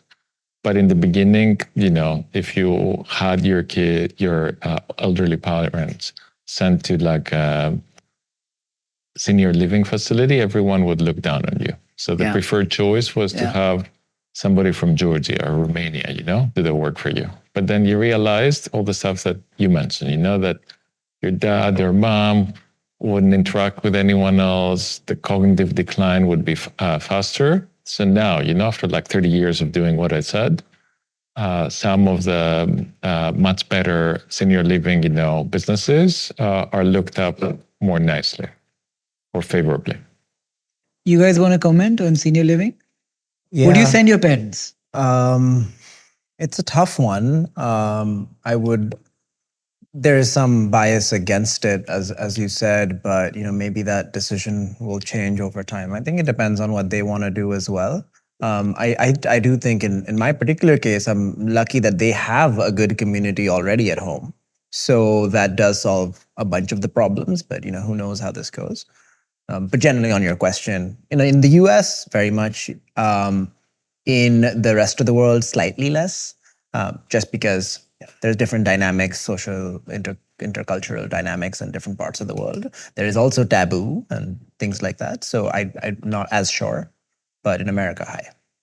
Nikunj? Yeah, I think it's not a question of like me sending our parents, like my parents, luckily, my parents and my grandparents live together. And I think that's nice, like from a community standpoint. And that's very rare. Not many people have that. Yeah, we're very lucky that everybody likes each other. But it's not a question of me sending my parents or not. It's a question of like Them choosing to go. choosing what to do. It's like at the end of the day, we're three brothers. We all live in separate houses. They live in their own house, and what do they want to do? I think it makes sense. Like I think both from a community standpoint, but as labor gets more expensive, like economies of scale standpoint as well, it just makes sense for more people of the same stage in life to live together. Would you guys like to read the statement, Niko? Senior living? I'm like a 9. 8. Yeah, 9. Like unless they're like infectious diseases like COVID, you know? Yeah. Senior living facilities are going to do really well. Yeah, no, some of these, like one of them with Primus, their plan is to have golf carts and you drive around inside the community. It's by a lake. It's not like living in polluted Bombay or Exactly. It makes a huge difference. Like just the air quality alone changes so much. Which air quality is one of the biggest killers. Yeah. And like in the world. And like one of the reasons why people are having like liver failures is because of the air pollution, where they live. It's like, yeah, that's one of the biggest, risk factors or like health risk factors for life in the world. So any technology that's helping alleviate air pollution or making, gasoline cars and other such things, less prevalent will do really well. The next one is content. The theory we were discussing is with search being disrupted in the manner that it is, and people, let's assume, use Google a lot lesser or any kind of search platform that is throwing up ads.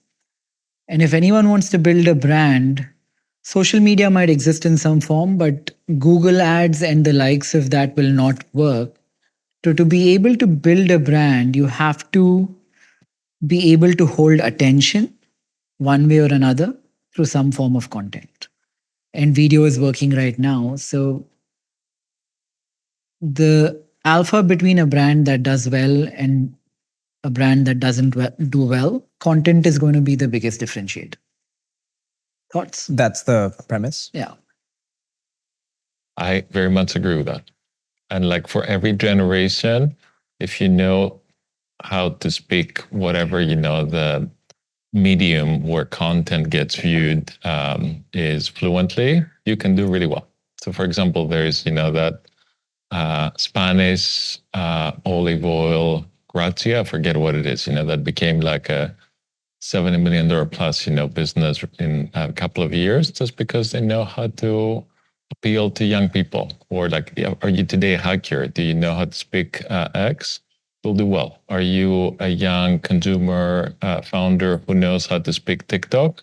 You will do well. Yeah. And in a few years, will be something else. I don't know what that it will be, but whoever knows how to play that game well, this is golden. Attention is all you need. I think Deedy is doing well at that. Absolutely. You're doing pretty well yourself. Absolutely. What are you going to pivot into with all this attention that you have? I don't do content for, any practical purpose, which is why I've never went into things like video. It's like saying I don't make money for any practical purpose. No, it's not. It's not the same. It's like everyone's presumably got an education with some goal of having some job. There's other reasons to do it, but having something. But I genuinely don't think I ever did anything online to get an audience or to have money or to have anything. Otherwise, I mean, what I would tell people is like, yeah, if you want to do content just for that purpose, then there's always easier ways to do it. You do humor, you do hot topics, you do very debatable, questionable things. And I mean, some would argue I have done some of that, but not much. I think that kind of content gives you a different kind of attention. The kind of content you're creating gives you trust, relevance, in a very trust. When I first started, one of my first kinds of things I would post about is just immigration. And the only reason I would do it is because I found myself telling all my friends the same thing over and over again. So I'm like, let me just write it down and then you can go read that. And so I don't see it as, for me at least, it was never meant to be a business. But to the statement, I mean, Niko definitely knows about this trend, but there's so many of these like 16, 17, 18-year-old kids who out of nowhere, they come up with an app. But I think they're being brilliant. I was doing a call with Sam Altman and he told me the same thing. I was like, what should young people do? He said most of them look like they want to be influencers, but I think they have the best idea ever. Being influencers was the best idea ever? By creating content, because you're capturing attention. And if the attention can age, I don't mean tenure in the sense of it becomes old, but as you grow older, if your viewers grow with you in age as well, you keep their attention for a long time. Like look at Taylor Swift. It's insane, right? Imagine. She could soon be the richest person in the world. I wouldn't be surprised. But then what I was going to say on the app one was it's not even them trying to be influencers. It's them actually figuring out how to do their own marketing strategy at a almost nothing cost, right? What they will do is they'll pay off other people to make on Discord to make TikTok videos and then have like some commission-based agreement. And then these apps are making millions of dollars of revenue, and they're sitting at home in their parents' garage going like, okay, well, I made all this money and I spent nothing. So I think it's not them being influencers, it's them figuring out how to tap in to the ecosystem to get distribution for the thing that they've built. Because what they identify, at least the examples I'm talking about, what they identified is all of these apps look the same. The only thing that matters is distribution. So let me go to the app store, figure out all the apps that are basically commodity, make my own, and then figure out distribution. That's my money. Storytelling matters, right? Storytelling matters. Like we're all suckers for amazing stories. So whoever knows how to tell a story in a very compelling way and get a lot of attention for it because they speak the language of wherever stories get shared at that moment in time, this is super powerful. I'll take the other side. I think in the last 3 years, there's been almost too much attention on attention. While I agree content helps you grab attention and attention spans are declining, I think there's too much empty calories. Like I meet same audience. I think we look at it more from the lens of, let's say Nikunj tomorrow is starting a chocolate brand or a t-shirt brand or any kind. Most of an economy is consumption, right? 60-70% of money spent in the US is on QSR restaurants. Yeah. Say you start a fast food restaurant in America. How do you find your audience if not for content? So my push there is like there's two legs to a stool. There's too much attention on attention. Just like, can you get people in the door? But what is your way? Let's say Nikunj tomorrow starts selling some version of McDonald's. The best way is to have the best product. It's like even then, how are you discovered? Like how traditionally everything has been discovered, which is word of mouth. Like I think there is still power in that. Like, I'll give you a good example, like, Swati's restaurant in Ahmedabad. It's in Bombay as well. Swati snacks, yeah. Same food. I go there every year and eat. It's always full. And they've spent $0 in marketing forever. Even in today's day and age where there's a million restaurants, that restaurant is full every day by 5:30 p.m. or 9 p.m. And because the product is still phenomenal. But what are the odds of that? For every Swati that succeeded, how So many I did don't not? that's why I said there's two legs to a stool. I think there's far too much attention on attention, especially in today's economy. Everybody wants the Twitter viral launch video, but the product f***ing sucks. And I don't think that lasts. Like you look at the churn numbers, right? I mean, The we look at- product has to be good regardless. no, but that is changed. Nowadays, there's so much attention on attention that people are discounting building a good product. Where they, kind of Deedy said, in a white labeled world where you just have to build an okay product and this distribution matters, I think that will peter out in the long run. Won't the quality of, with increased productivity by virtue of AI, won't the quality of a product get democratized to a large extent? I don't know. I think it's the 10% problem. The last mile problem will forever be there. This is why Jiro still builds the same sushi 80 years later and kind of continues to it. I think I do believe this is why I'm thinking the opposite. I think there's too much attention on attention. I do think you need eyeballs, right? Like nobody comes to the restaurant and what's the point of building a restaurant?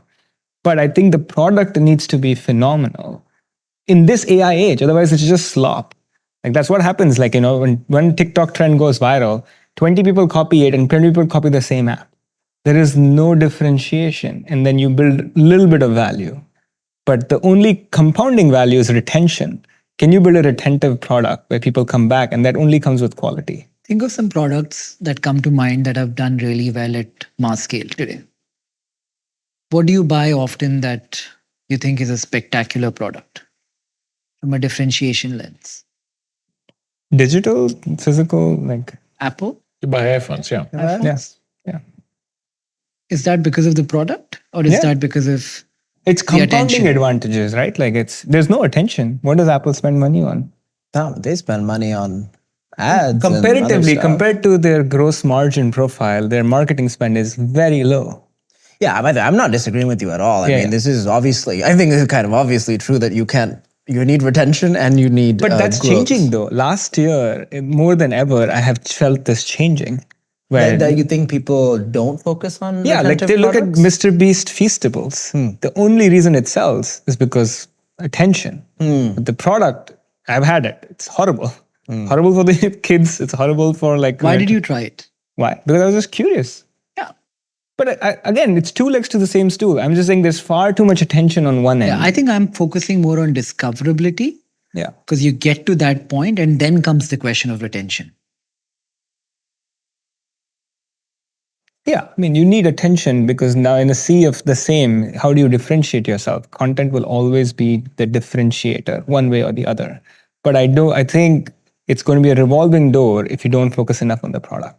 The pendulum is swung on the other side, is what I'm trying to argue, where I think it can go back to like, we need both, can't have one or the other. I'm looking at the last 5-year bucket as the bucket of performance marketing, where you gave Google money to show your product in different places and you paid for the number of clicks. Yeah. And I'm looking at what is the next transition from that. Yeah, I mean, discoverability, especially like consumer, it's all TikTok because it's the only free channel left. But if you build something that grabs attention, you get a lot of attention. Everything else has become pay to play. Should Yeah. Should we rate this content? Importance of content in building a business. Niko? For anything that's like consumer facing or prosumer facing, discoverability, it's a 10. Deedy? Yeah.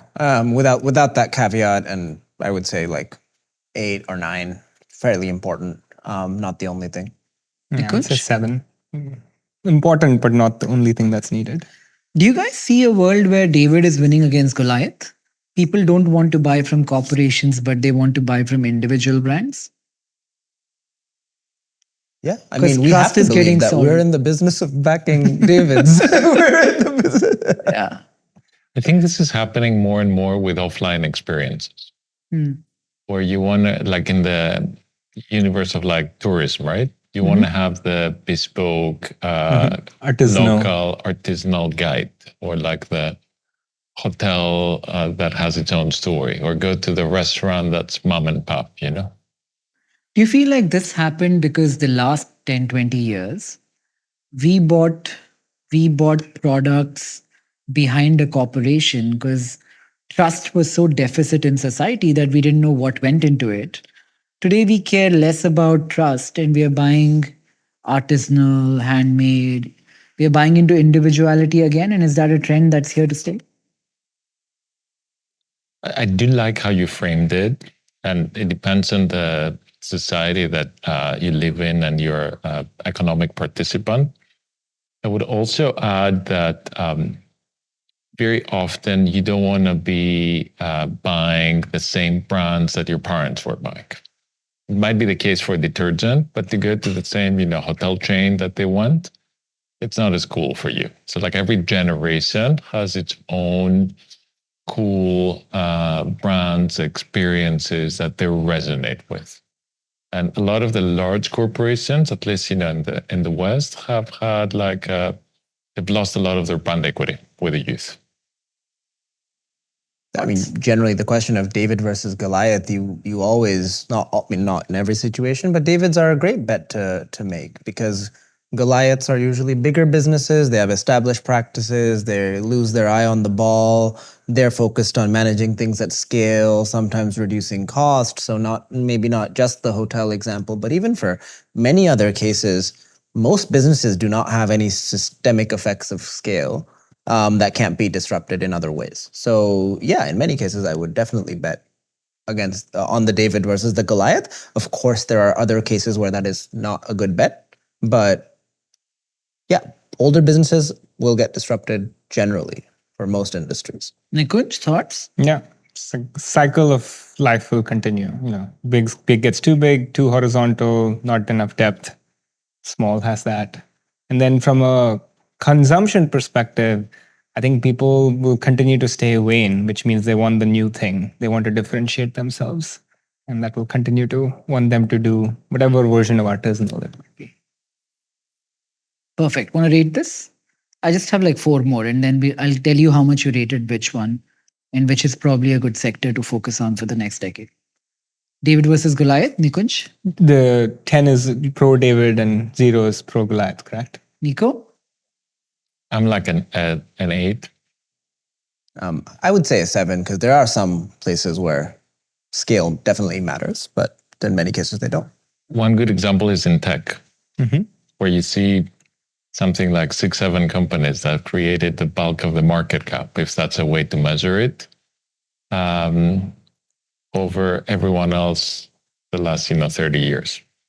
So I had this thesis 2 years ago that by virtue of cost per mile or kilometer, most vehicles will become EV or hydrogen focused in a very short period of time. So I spent 2 years investing in everything from electric scooters, electric buses, trucks, even a flying electric taxi company.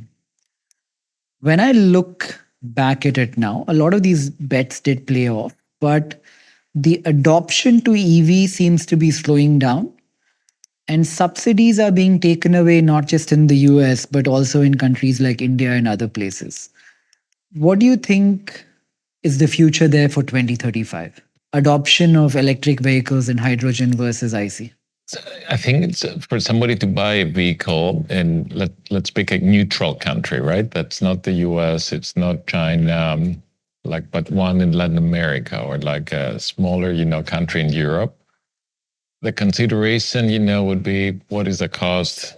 How often, would I need to maintain it? What's the cost of ownership? And you actually do see that a number of the Chinese car manufacturers that make EVs that here in the US you don't see on the street are actually winning. They're far ahead.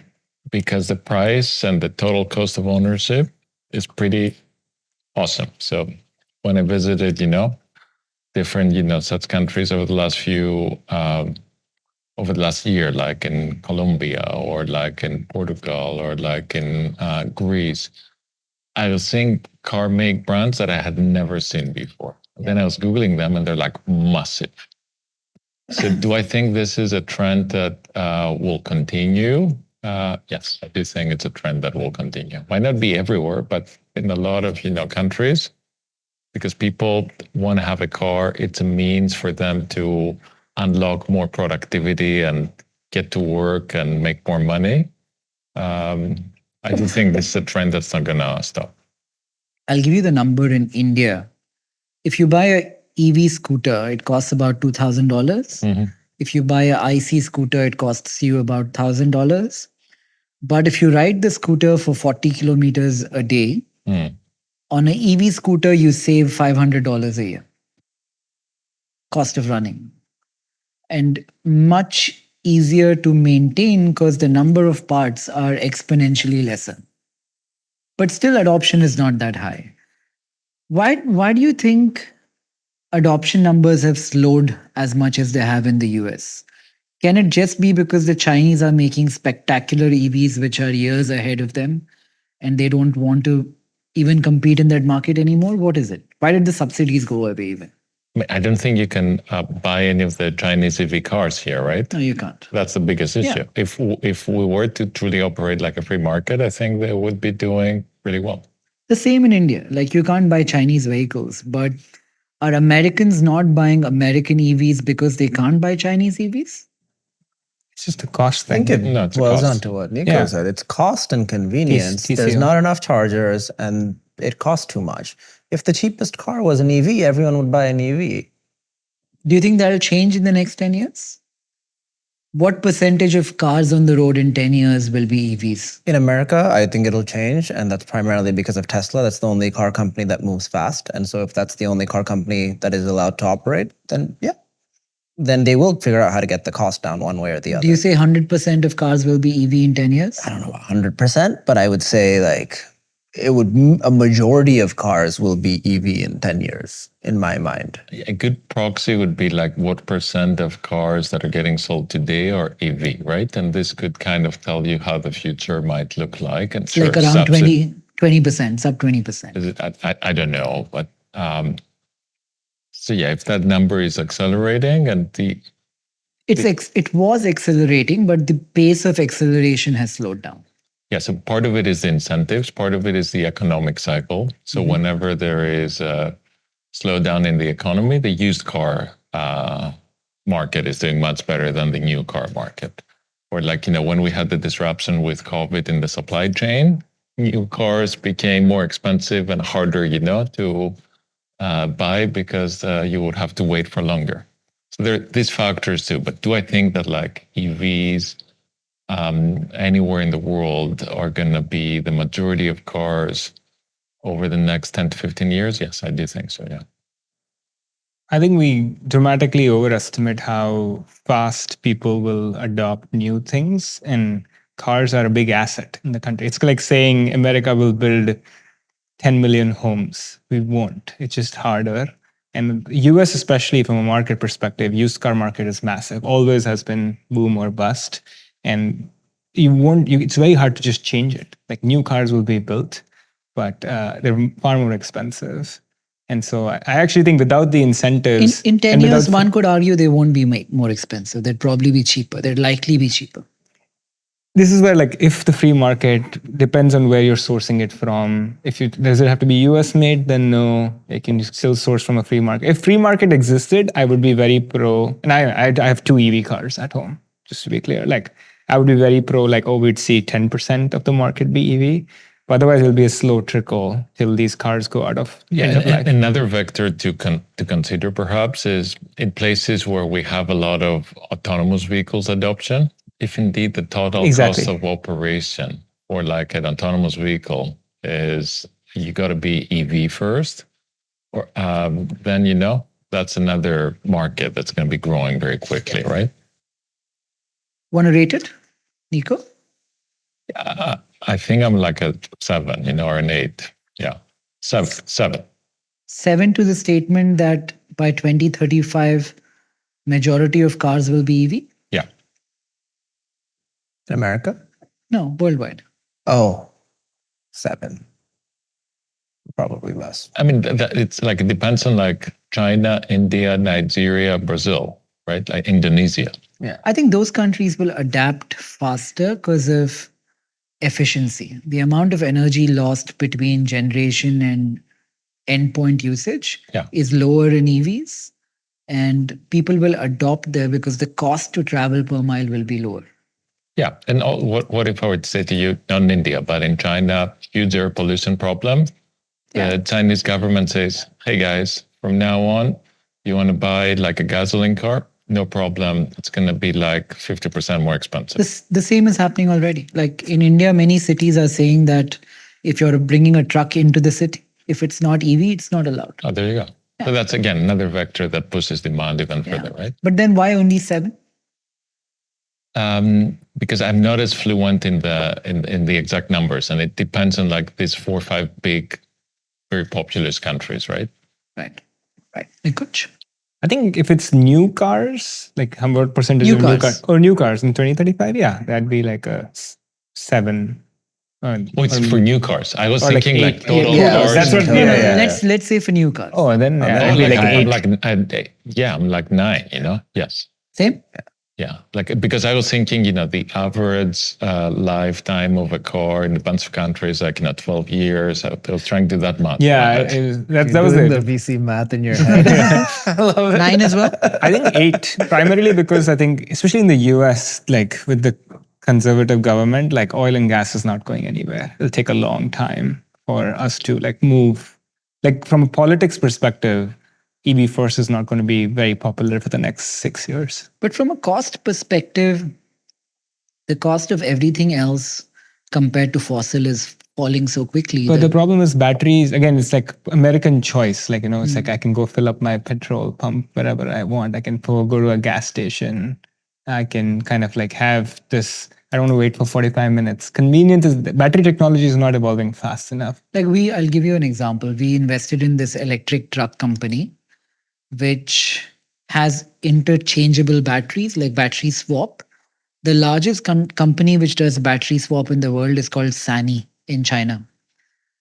So these trucks drive with 2 batteries at a time. Yeah. They go to something which is as small as 1 container box, and the batteries are swapped in the same amount of time that it would take for you to stop at a gas station and fill fuel. Yeah. Each battery gives you a range of 700 kilometers.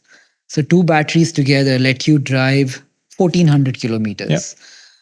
India, end to end, let's say, is, 4,000, 5,000 kilometers. What that means is the number of petrol stations that you require in itself come down exponentially. You probably only need 50 container-sized stations across the country to get these trucks to go across the length and breadth of the country. Yeah. I think the model is changing significantly, even for a country as broad and wide as India. Yeah, I think replacement, as you mentioned, like 8 is I won't be a 10 because it'll still be choice and people will chill. It takes a while to flow in. Like even today, I disagree with Deedy, like charging stations are good enough. Like in America, infrastructure is already there. People are still voting to not buy EV cars, even though they're cost appropriate, because it just takes time for people to change. Right. Okay, point number 8 of 10, beauty as a category.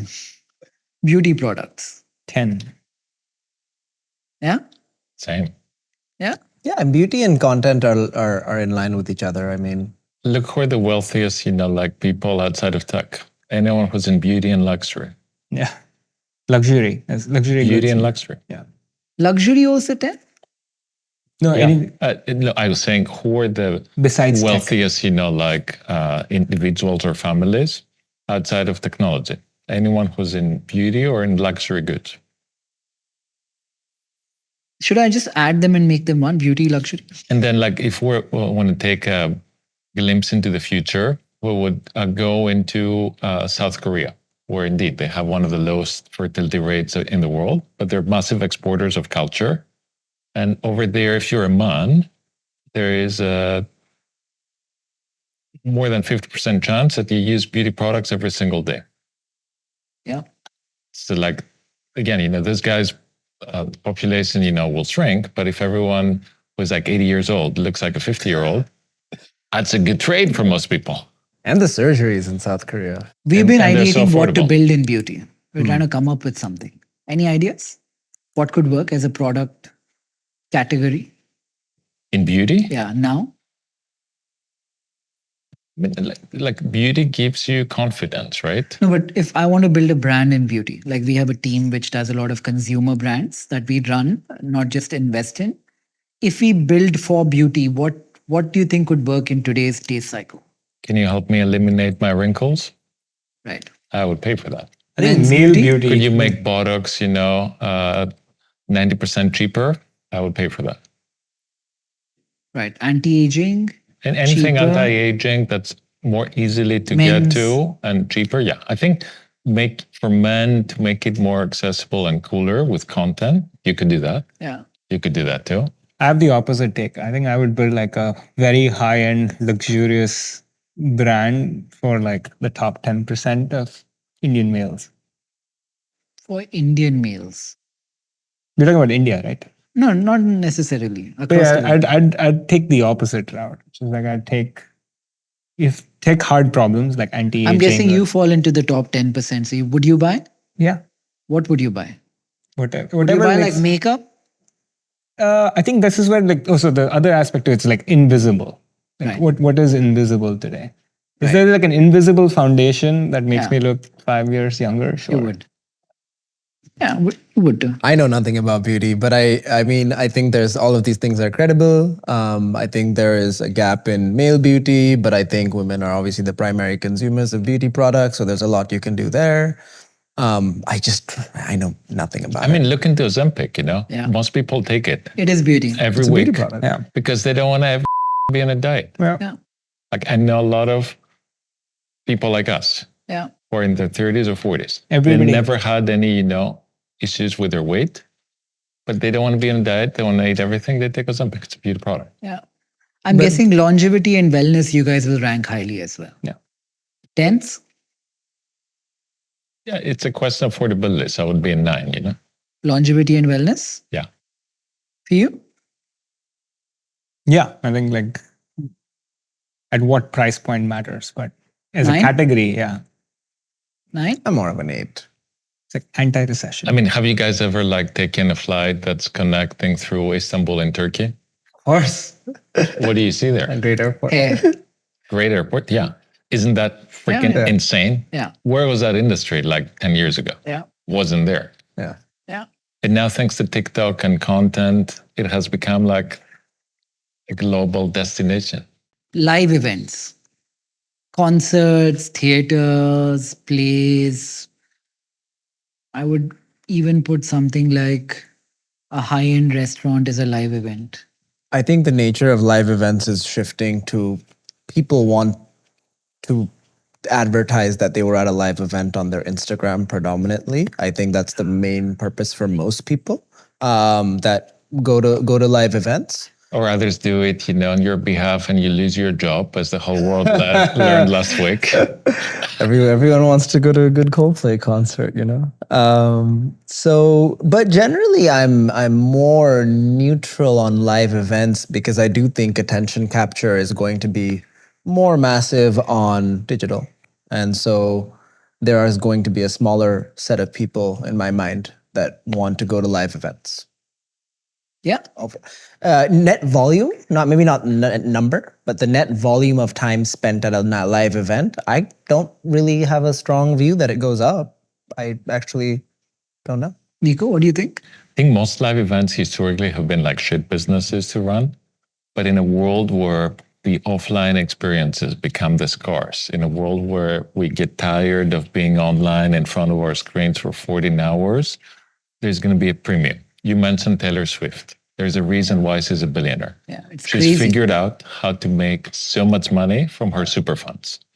And to the extent more and more Taylor Swifts exist, which I think, will be the case in the individualistic driven, society that we live in today, live offline experiences will do really well. And it could be a restaurant, what if, the Japanese, sushi chef you mentioned was more capitalist driven, wouldn't you want to do it in front of like a massive arena, or tour the world and do it? I don't know, scarcity matters though. I think scarcity is like Bring never up going. a good point, yeah. Yeah, scarcity will never go away. Desirability comes from scarcity. So, Want to rate live events?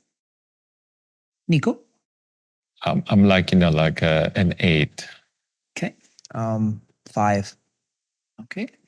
yeah, I think philosophically I want more live events, but I'm with Deedy. And short term, it's like a 6, like where we'll move towards live events. 6. Again, like they're mostly shit businesses, but like look into like what happened with the World Cup for like the clubs for soccer in the US. Like this was a brand new revenue stream out of nowhere. Like the winner pocketed over 100 million, dollars, Chelsea. We the Europeans, are snobs and we don't care about it. But if the numbers, go up, which is likely in the future, would you pay attention to it? Probably you would. But I'd bet still that digital coverage of soccer will have a higher percentage from an eyeballs and viewership perspective, percentage of time perspective than live events. But supply and demand comes in there, right? Like the supply of digital is for everyone. The novelty of live is... Yeah, but I think that's what we're betting on. Is like my way of giving a score is like, what do I think percentage of time goes up in live events versus digital? I would bet screen time goes up higher than live event time. And then my That's response to you, That's Niko, fair. would I think there's more concentration in live events, but not necessarily net volume increase. I think more people gravitate to Correct. the Coldplay concerts, the Taylor Swift concerts, the That is fair, yeah. thing, and the Chelsea That's fair. game. But I think most events that are not places you want to be seen are not like That's right. that interesting. That's why to when most you look into people. most ticketing businesses that serve the long tail, they're really shit. Yes. They can't make money. Nobody doesn't shows work. up. People don't pay. Yeah. Okay, last one. Climate tech. What is climate tech? What's the definition? Carbon capture. The thesis behind the statement is someday soon. I mean, it could be carbon credit trading. If there were one large event where, say, 10,000 people die, say there's a flood in Miami, the water levels keep rising, suddenly everybody will go back to climate and start taking it very seriously. Like climate tech could even be software. Like I was at this, I'm part of this group called the Gates Pledge, where I think your colleagues, a couple of them are there. One of them is there. And there was this professor this year who was showing a model that he had built where the base case is world's temperature will rise by 1.6 degrees by 2100. And what can you tweak in this software which changes it? Is it a carbon tax? Is it lesser amount of coal? Is it more allocation to nuclear? There are funds like Breakthrough Energy which are working on this. So all of this somehow comes into climate tech. Yeah, I mean, we need to do something about it. The challenge is, that for many humans, it's hard to relate. Even if I live in Miami and there's a huge flood and I lose my home, then I might move somewhere else and I might forget about it. Or my local politician, who is responsible for coming up with subsidies or incentives, that stuff doesn't get them necessarily reelected in the next, cycle. Actually, fair point. There was a fire here in California and everyone's forgotten about it. Yes. We forget. It's really unfortunate. I mean, same applies to health stuff. Like, we had COVID and... Nobody remembers COVID. I think, Niko... Moderna remembers. Their stock price is down from 400 to 30 bucks. God bless this guy. I think climate tech is a overloaded term because it means so many things, and a lot of it is a bad word, especially in venture for a bunch of historical reasons. Yeah. But energy, I think, unambiguously positive, and energy is a big part of climate. So, and You mean like renewable energy? all energy. How do we get cheaper, better, more Cleaner. sustainable energy? Yes. So everything from nuclear to solar to geothermal. I mean, different, Can we have fission, right? different propensities of working. And I think that is climate tech. I mean, if we can figure out how to get energy in a hyper dense way, then we won't need to solve all these other problems. So Geothermal fits into climate. energy, yes. Rest of climate tech, ambiguous on definition. Or you can come up with creative solutions, right? Like whenever in the world we have massive volcanic eruptions, there's a cooling of the temperature, on the planet. So like, could we do any of that, in ways that is safe for all the industries and the humans that are running on the planet? Could be powerful. Or like finding creative ideas, to have a very positive effect in an economic manner. So like, could we paint all of the Sahara Desert, in a way that's reflecting, back some of the heat? Who knows? The challenge, it's a very complex, space. It's like trying to cure cancer. Like cancer is not one, disease, Fair. And every little one of these solutions contribute, but then you pay attention to subsidies and capital and labor intensive, and it's more project finance. And I think there's a subtler point in all of this stuff because, Nikhil, I know you're going to ask this as an investment lens. And so being bullish on a lot of these things doesn't necessarily make them easy investments. Correct. Because you look at biotech, you look at energy, it's just the failure rate is so high that you might be like, of course these things matter, but investing in these things may probably lose me money in most cases. But if you remove the venture lens and you buy the incumbent with a moat, you at least want to be in a sector you think has tailwinds. Perhaps, yeah. I think that's fair to say. Yeah, because I'm not looking at it from the venture lens. I'm looking at it from an investment lens overall. So I'm going to say climate tech, energy largely. Would you bet on that number, Deedy? I would say it's, all of AI is built on more compute and energy. So that is one reason, but nine. Nikunj? Yeah, I mean, if I had to bet, agnostic of where else I could put my dollars, if I had to bet on climate, yeah, I would definitely put like 7. Niko? yeah, it would be an 8 because like we need more energy. This is one of the ways you boost productivity. That's one of the ways you boost economic growth. AI is like a hog for energy. But I actually think the world gets worse in the near term because energy will become the fundamental limiter, which means we will frack more, we'll pull more from the ocean. Because nuclear fission and fusion will still take time to build. You can't build solar panels fast enough. That's why I was like a 7. I'm like, do I believe climate tech will solve? Yeah. Yes, but it'll take a longer time period. But the world will get much worse in the next 10 years from a climate change perspective. So data centers, at least back home in India, have become like a real estate play almost. Yeah. Everyone and their cousin and uncle and auntie are building data centers. Makes sense. Who built apartments up until yesterday. Do you think bubble now? Not yet. No. Bubble if you buy into it now? No. The multiples are not high. You get these companies at 16 to 20 EBITDA, depending on which geography you pick. Data center businesses. You think it's a good place to get allocation? But do you have any real estate arbitrage? Do you have any energy arbitrage? I would look into that Everyone stuff. has a different narrative. One is near a power station. One is also a real estate player. So they have real estate arbitrage. Different people have different things. India has, we mandated that financial data of Indians has to stay in India. Yep. And as much as a big chunk of data created is in India. So if they mandate that all Indian data has to be in India, it becomes I think a this is a huge very use good case. narrative that will be driving, local pockets of demand in many different countries. And then can you bet on the operator that over time will be the consolidator? Yeah.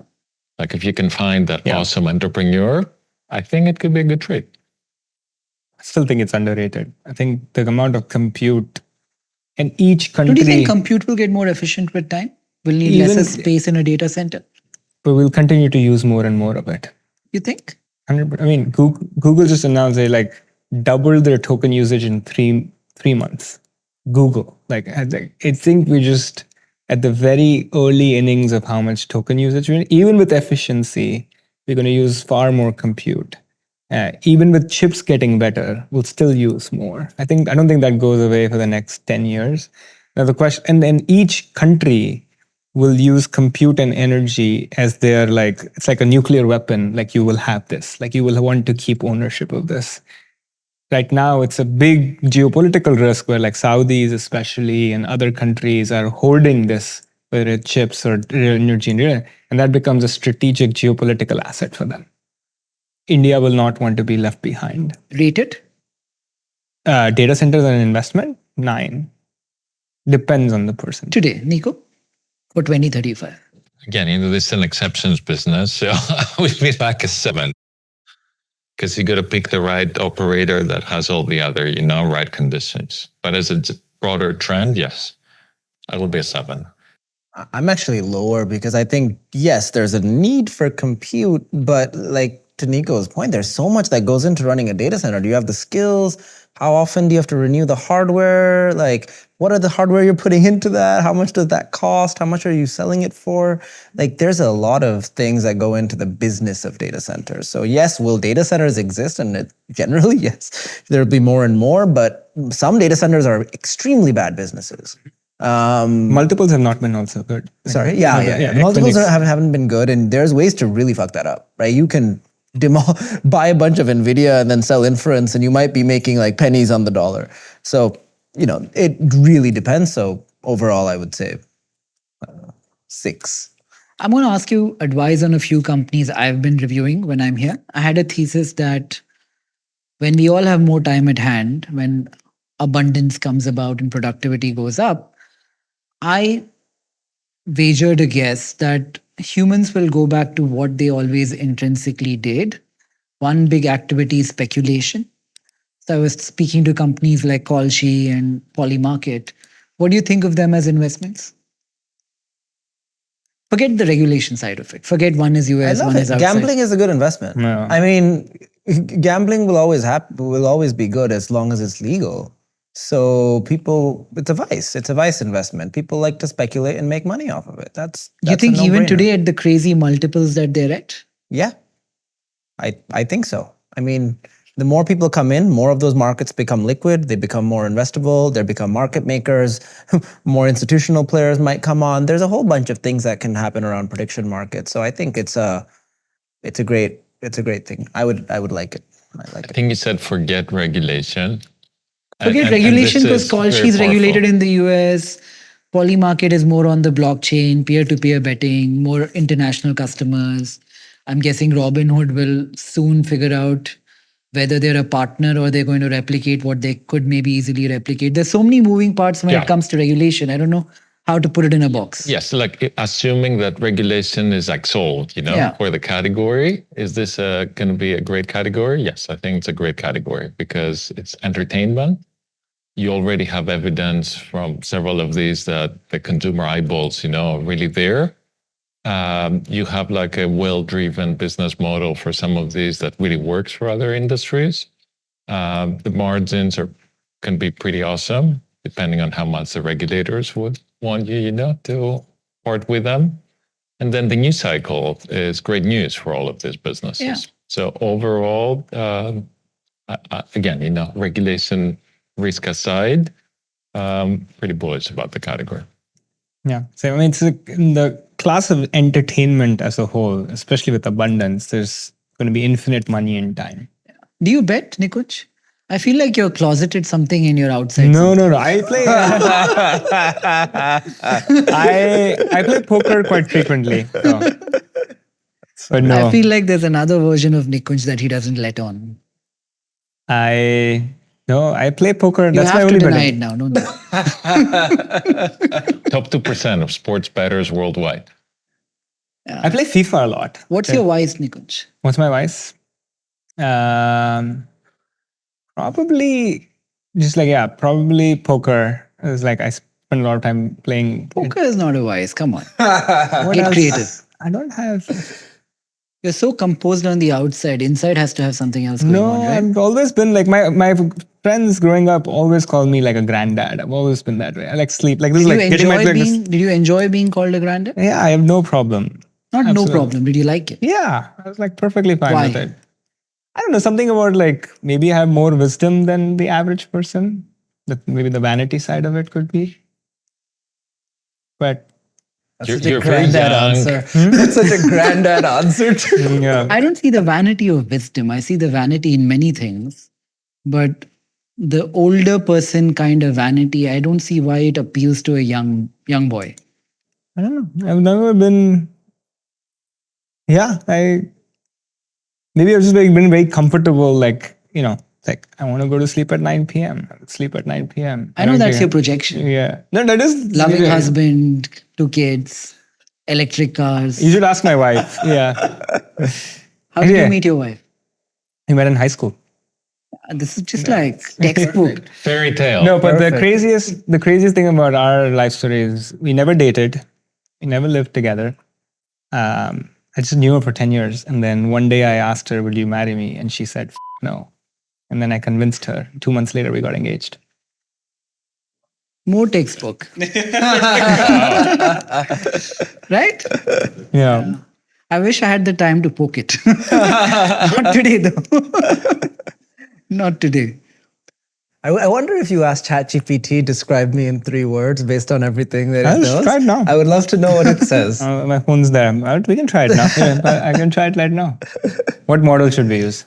I don't know. Is 03? 03 is probably the O3? Of course. my go-to. I have O3 Pro. No, based on everything That might take a while. you know, about me. Oh my God, Describe me. we're going to burn a few trees in the rainforest, Just to know. just to know. Too much energy. No, I'm All actually right. super curious now. All right. He it's probably working. watches what he says to ChatGPT as well. No. I actually have never used the. Because that's somebody else keeping your data for you, right? ChatGPT knows me probably better than anybody else in life. Wow. Is that a good Including thing? the wife? No. It has to, because I spend so much time sharing your thoughts. Everything I write, everything I talk about, everything, like every thought goes through it. Wow. I'm fully bionic that way. Wow. Yeah. Yeah, I mean, same. but I'd It love says, I hate the last one, but it says analytical, proactive, visionary. I don't think the last agrees, but the other two probably true. That's great. New LinkedIn headline. Now tell Beautiful. ChatGPT, tell me the truth. Tell me the real truth. That's funny. This is the real podcast. I love this. Assessing the real truth. Let's see. Normally, I'm like a little bit more probing. But today, we're so many people and we're talking about something I want to get out of the way. Yeah, fair enough. Superpowers: pattern spotter, relentless editor, agency amplifier. Can I write the Yeah, prompt? go for it. Please be funny. Yeah. I'm going to write speak like Jung, a therapist I really like. What are my shadow traits I don't want to take cognizance of? So Chris Pack did this thing called /Graham on Dia browser. Did you guys see this? No, what is it? It's basically psychoanalyzes you. Slash what? It's called /Graham, based on Graham Duncan, who did this basically prompt. It's a very good prompt. It goes through your Twitter and just like psychoanalyzes you. I posted mine online, so you can see it, what it said about me. And so everything I thought through, everything. Yeah. Yeah. What did it say? You could It's also reflecting right now. you could also ask if he's a gambler. You can ask him. My biggest vice is poker. What are my biggest vices, ChatGPT? Tell me. Okay, this is getting better. Oh my, you're an expert prompter. I love it. I love What it. does it say? The tyrant of efficiency. It's true. Wow. Counts seconds like coins and curses every idle breath. That is true. The specter of control. Fears chaos more than failure. Maybe. Yeah. The armor of intellect. A polished exterior forged from logic and data. Deflects feelings, both yours and others. The mirror of validation. Reflects only on achievement. Each milestone fades the moment it is reached, demanding the next brighter proof. The shadow of exhaustion. Invisible at first. It whimpers that stamina is limitless. Ignore it long enough and it steps forward as burnout. Better. Deep. But not that different. And What you demanding. said, I mean. Yeah. Better. Like a little bit less filtered. Yeah. I wrote a post called I'm Not Good Enough that talks about every failure I've had in life. So This is where humans are better than AI. We're vulnerable. Yeah. You can use it, for advantage. Okay, let's rate speculation. Like polymarket, Yeah, polymarket, call call sheet. all of that stuff. Yeah, I mean, without regulation, I'm a 10. Okay. I'm a 9, without regulation. Okay. 9, especially if you could include, it's like part of entertainment for me. So. Nice. Okay, so when we spoke about how the world will change, okay, let me first summarize what got the highest marks. So we said beauty and luxury is like a great sector to build in. 30 out of 30. Followed by speculation and gambling. Great sector to build in. All vice businesses, vanity. Yeah. Yeah, it's just vanity. Yeah. Followed strangely by education, which is outcome based. Yeah. Then came world older sicker, senior living, content, EV adoption. Yeah. Those had the same number. That's interesting. We'll put this up on a chart and we'll say what each of you said and why they said it. I feel like this is very useful data, both for capital allocators like us, but also if I'm a young kid looking to start something, it allows me to extrapolate a rate of growth. So at least I have some tailwind in the industry that I'm building. Right? So, I don't know, I would disagree with that last bit. yeah, why? I think so much about building is more about where your unfair advantage is, not where the macro is going. And so I think, take beauty for an example. Like I'm sure some of us have friends. I have friends building in beauty. Often I think, not doing a great job is not because I don't believe in beauty, is I think you don't have any unfair right to win. You're not doing this correctly. So I think that's a bigger part of the equation for me, especially when young people come to you for advice. Then you're not going to say, just because I think beauty products are going to do well, that you should go build a beauty product. Those are not synonymous. Are you still going to contest that your unfair advantage is distribution because of content? For me? Yeah. On what? On anything you want to build tomorrow? 100%. That's one of them. Yeah. The main one? Probably. It's probably the rarest one. I mean, I would say I have some unfair advantage on like selling to big enterprises, but so many other people do. Are you worried that you might be perceived as a content creator versus all the other stuff that you do, and hence you try and push it away? Yeah, 100%. I don't want people perceiving me as that. I think it's a terrible tagline. I don't want to be called an influencer or a content creator. Why not? Why not? Yeah. Because I think it comes with an association that I do not enjoy, right? Like I do it for a certain kind of reason, and I don't think most people who do it for that same reason. And I think when you use the label, then people interpret it for the latter. Like they think you're doing it for fame, glory, yada yada yada, and I don't think I am, and so therefore I don't like the label. But isn't it like a form of storytelling, form of art? If you called it a storyteller, I would be like, call me that all day. There you go. But it's very different than calling somebody an Isn't every influencer. influencer a storyteller at the end of the day? I don't think so. That's definitely not true. Tell me one very popular influencer who doesn't tell stories well. I don't want to diss on some people. Let's say this: like, if you go on some of the top Twitter profiles on X or whatever, on X, most of them are not telling stories. They are inciting rage. That's not, I mean, you could argue that's some kind of story, but like that's not really a story. They're not trying to convey anything meaningful. It's rage bait. They're right? largely taking the contrarian narrative to the populist one, right? Some of them. I think, there's a couple of trends. One of them is that. But a lot of people can be popular on various different platforms doing things that don't involve storytelling. What you're also saying is Sharing nude photos of yourself. I mean, yeah, exactly. I mean, you're telling some kind of story. Have you done that, Niko? Have I done it? Not like, for popular demand. Yeah. Yeah, haven't. Not yet. I suspect you're left-leaning. Left-leaning. Almost socialist. Almost socialist. Wow. That's just because he's Greek? How so? I don't know. Just the Okay. things you're saying. Things I'm saying, okay. There was a distaste for capitalism which came across when you said something earlier. Well, I've been working in the US for the last, 15 years. As a capital So clearly I'm allocator. confused, Yeah, Fair point. yeah. Okay, I'm going to ask you guys for another opinion on a company called Harvey AI. Thoughts? Legal tech, legal AI. Wow, these are very. These are companies I've been meeting in the last 2 weeks, and I've been like trying to figure out how to maybe do something with them. Allocation. It's difficult to get answers out of VCs on companies like this. Yeah. Why? In my understanding. Do you have exposure? Because there's no incentive for us to ever share a negative view on anything. No, I think Harvey's a great company. But in general, asking VCs about companies is bad because if they're invested, they have to be positive. And if they're not, they still have to kind of be positive because Okay, with the caveat you that don't you're wanna- not invested, you can give me a more objective opinion. Not on camera. You never get it on camera. You just can't. Like basically every company you're going to ask us about, all of us are going to say great things. Like that's just what's going to happen almost no matter what, unless it's a clear disaster company Niko might. that, you know.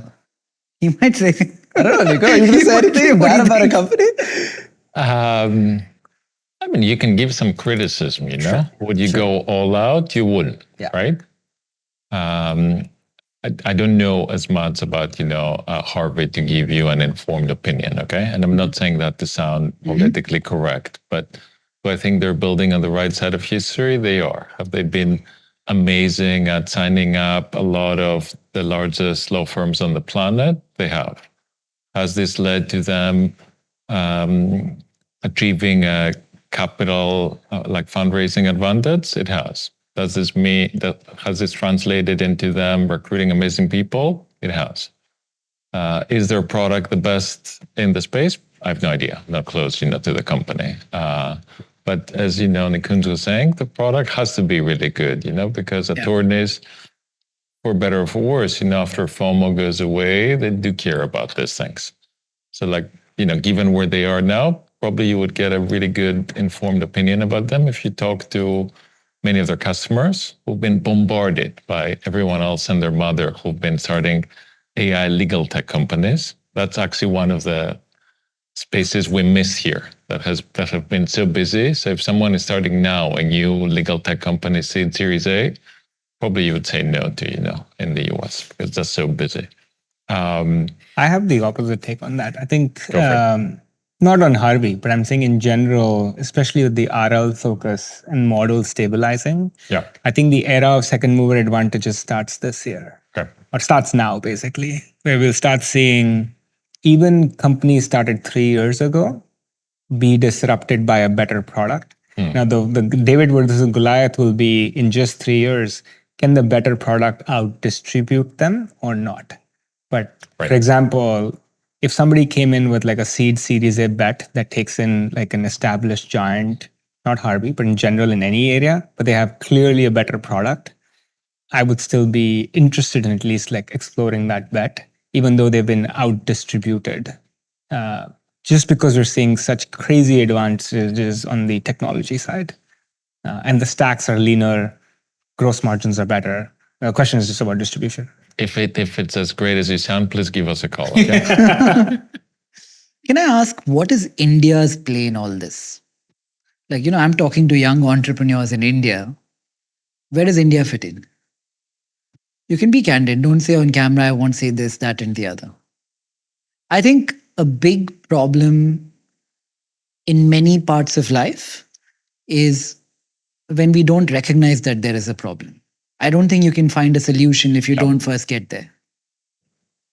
And that's where I think what you mentioned before is important. Like having a knowledge of where the trends are happening and where, the growth is going to be. Sure, you always want to play, for your strengths, but isn't it even more amazing when you can play, towards your strengths in the biggest market opportunities? Like I find myself incredibly lucky that, 17 years ago said I'm going to go and have a career in tech because none of my friends, the people I grew up with, did that. And it's just a lucky accident, for me. So just knowing where the trends are heading to is important for the youth. Yeah. I mean, I can give a couple of thoughts on in India and AI. And generally, I've been somewhat public about this too, and some people have not liked it. But I think, unlike other things, other kinds of technology in the past, where you could create a local economy with that technology. I mean, for example, you have your even sharing services and the gig working boom. So Oyo, existed in India just like an Airbnb would, or you have an Ola just like an Uber.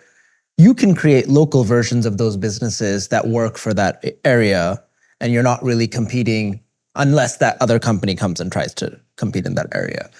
On AI, I don't think there is any local advantage. So I think everyone is competing on the same playing field. And there are a couple of common things that come up that people say, hey, these could potentially be local advantages. Like one is, okay, let's get data for languages in India. Like, yeah, that's great. I think that's perfectly valid.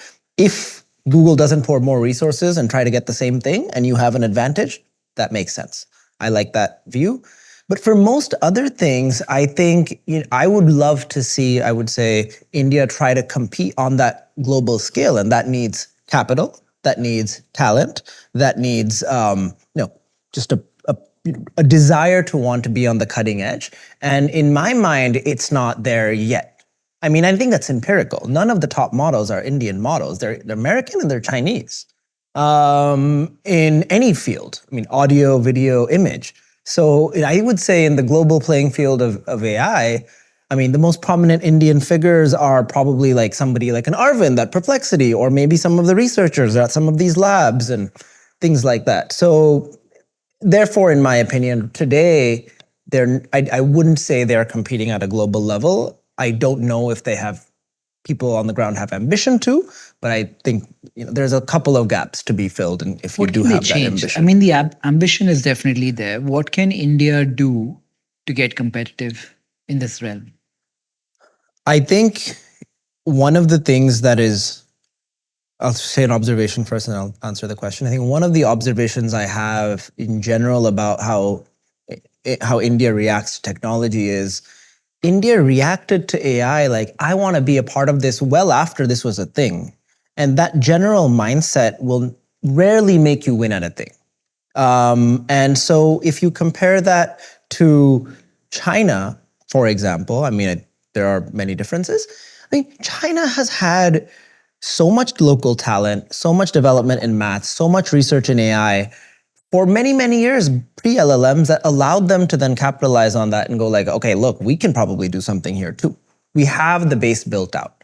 And I think for India to do something in AI, like, I don't know if a lot of that base is built out. There's a huge talent leakage problem. Most of the top AI talent in India is here, right? And literally a 3 square mile radius from where we are. There's a talent problem. There's a comp problem. Why would an AI researcher want to be paid in rupees? I don't. I want to be paid $1 million or $100 million like they're getting paid here. And then there's a general systemic problem on just capital is a little bit harder to get, and then resources are harder to get, and then people haven't done work on GPUs in India. If you go into Bangalore today, how many people have ever programmed a GPU? Very hard to do anything in AI if you've never programmed a GPU. If you're starting from scratch, you're going to have to catch up. So I think there's a lot of systemic factors, and then to solve that problem, invest in core research, figure out how to keep talent in the country. And you would have to do it a long time before something picks up for you to be able to take advantage of that. There's no accident that China was able to take advantage of that. They had a lot of foundation built in many, many years. So that's my take. I've spent half my life here, most of my professional life, all my professional life here. So I don't have a view on the India market. I mean, a lot of things Deedy says I echo, but I do think we have to I think India has a 2-decade advantage from a pure median age perspective. Like the youngest talent in the world is in India right now. And I feel like if you don't capture it in the next 2 decades, like that shifts to Africa or shifts to the next country. And I don't know what the answer is, but I would love to see us capture the advantage there, at least from a pure being in the prime perspective. India is in its prime from a population standpoint, and like the depth of talent and the depth of young people. So that's one. That's the optimistic side. Now, what do you do with it is the main problem. But I kind of echo differently than Deedy. Like, you don't need the best AI researcher. I mean, it would be great if India had a lot of great AI researchers and they all stay there. But the brain drain problem has been true for the past 50 years and will continue to stay true. All the best Indian entrepreneurs I know are trying to move here. But you try to figure out like where in the playing field do you play? Like, Freshworks is a great example where they like took a product but figured out the right markets for it. Is there products in this new AI application era, or are there products in the biotech space? India has insane amount of talent in hospitals and vaccines, like centers out there, like manufacturing side. Take manufacturing as a sector, like, the China N+1 model can really benefit India. So take the sectors it's going to be phenomenal at, and then go from the very bottom up to the top and see how can you allocate capital, people, training to win those markets versus play the Me Too movement. I feel like a lot of Indians I meet in India just like have this envy and they look at the US market and they want to be in the US market versus play the games you're going to be excellent at and then find ways to like, Which are? I mean, the things I mentioned again, but I don't know the India market as well. It's like, but I do believe like the China N+1 is happening. Like it's 100% happening from a Not in manufacturing. AI. Not in AI. But that's what I'm saying. Don't miss the AI boat, but play on the application level, which I think India still has fantastic product engineers and designers who can go build that. That's a talent that is easily portable from the pre-AI era. And then pick the markets where it's going to be excellent at. I don't know if that's minerals. I don't know if that's mining. I don't know if that's robotics. I don't know the India market, but instead of playing the Me Too side, like, hey, I want to do this also, find it's going to be excellent at, and then concentrate capital in people there. Wouldn't you guys just say that now is probably the best time it's ever been for a young prospective founder to ever become active in India? Because, access to knowledge. Relatively. Relatively, yeah. To our own past. Exactly. Yeah. So access to knowledge, thanks to The internet. your podcast and everyone, being part of the global internet generation, it's no longer a problem. Yeah. The size of the local market, it's been, larger than it's ever been. There are enough, India for the world companies that are now setting the bar pretty high. There are enough very successful founders on the ground, like yourself, or like over here in the US, that anyone can look up to. So like, I would be, very excited to not even consider, moving to the US or maybe come here for a couple of years and then go back and build. By the way, just on that previous one, I want to say, I was just talking about foundational AI layer for apps and everything else in the AI layer, 100%. Many reasons to do stuff in India. So that Could that be the bigger market tomorrow? 100%. It is already, yeah. Right. I mean, I don't understand, for example, why India doesn't have more amazing gaming companies, that could be global Because of the leaders amount of for the world. money required to build like a AAA game is substantial and the risk capital for that is not there. But you don't need AAA games. But I think exactly, yeah. I think the future of gaming is largely not going to be AAA. Like in a world where everyone is part of the internet generation, the more brains you have online, the more creativity you can unlock. With AI, everyone has superpowers. Can we have, next generation of like, TikTok games, whatever that means, from like somebody who is like 15 years old and they've been making stuff online for the previous 7 years somewhere in India? That's more likely than ever before. I've thought about this a lot and I've tried to arrive at what the answer to that particular question could be. Yeah. I think it's cultural. We, as Indians, from a very young age, are taught to run away from risk. We are trained not to depict any form of rebellion. Our teachers are not our teachers are our gods, where questioning them is almost offending them. Religion plays a huge part in our cultural biases as well.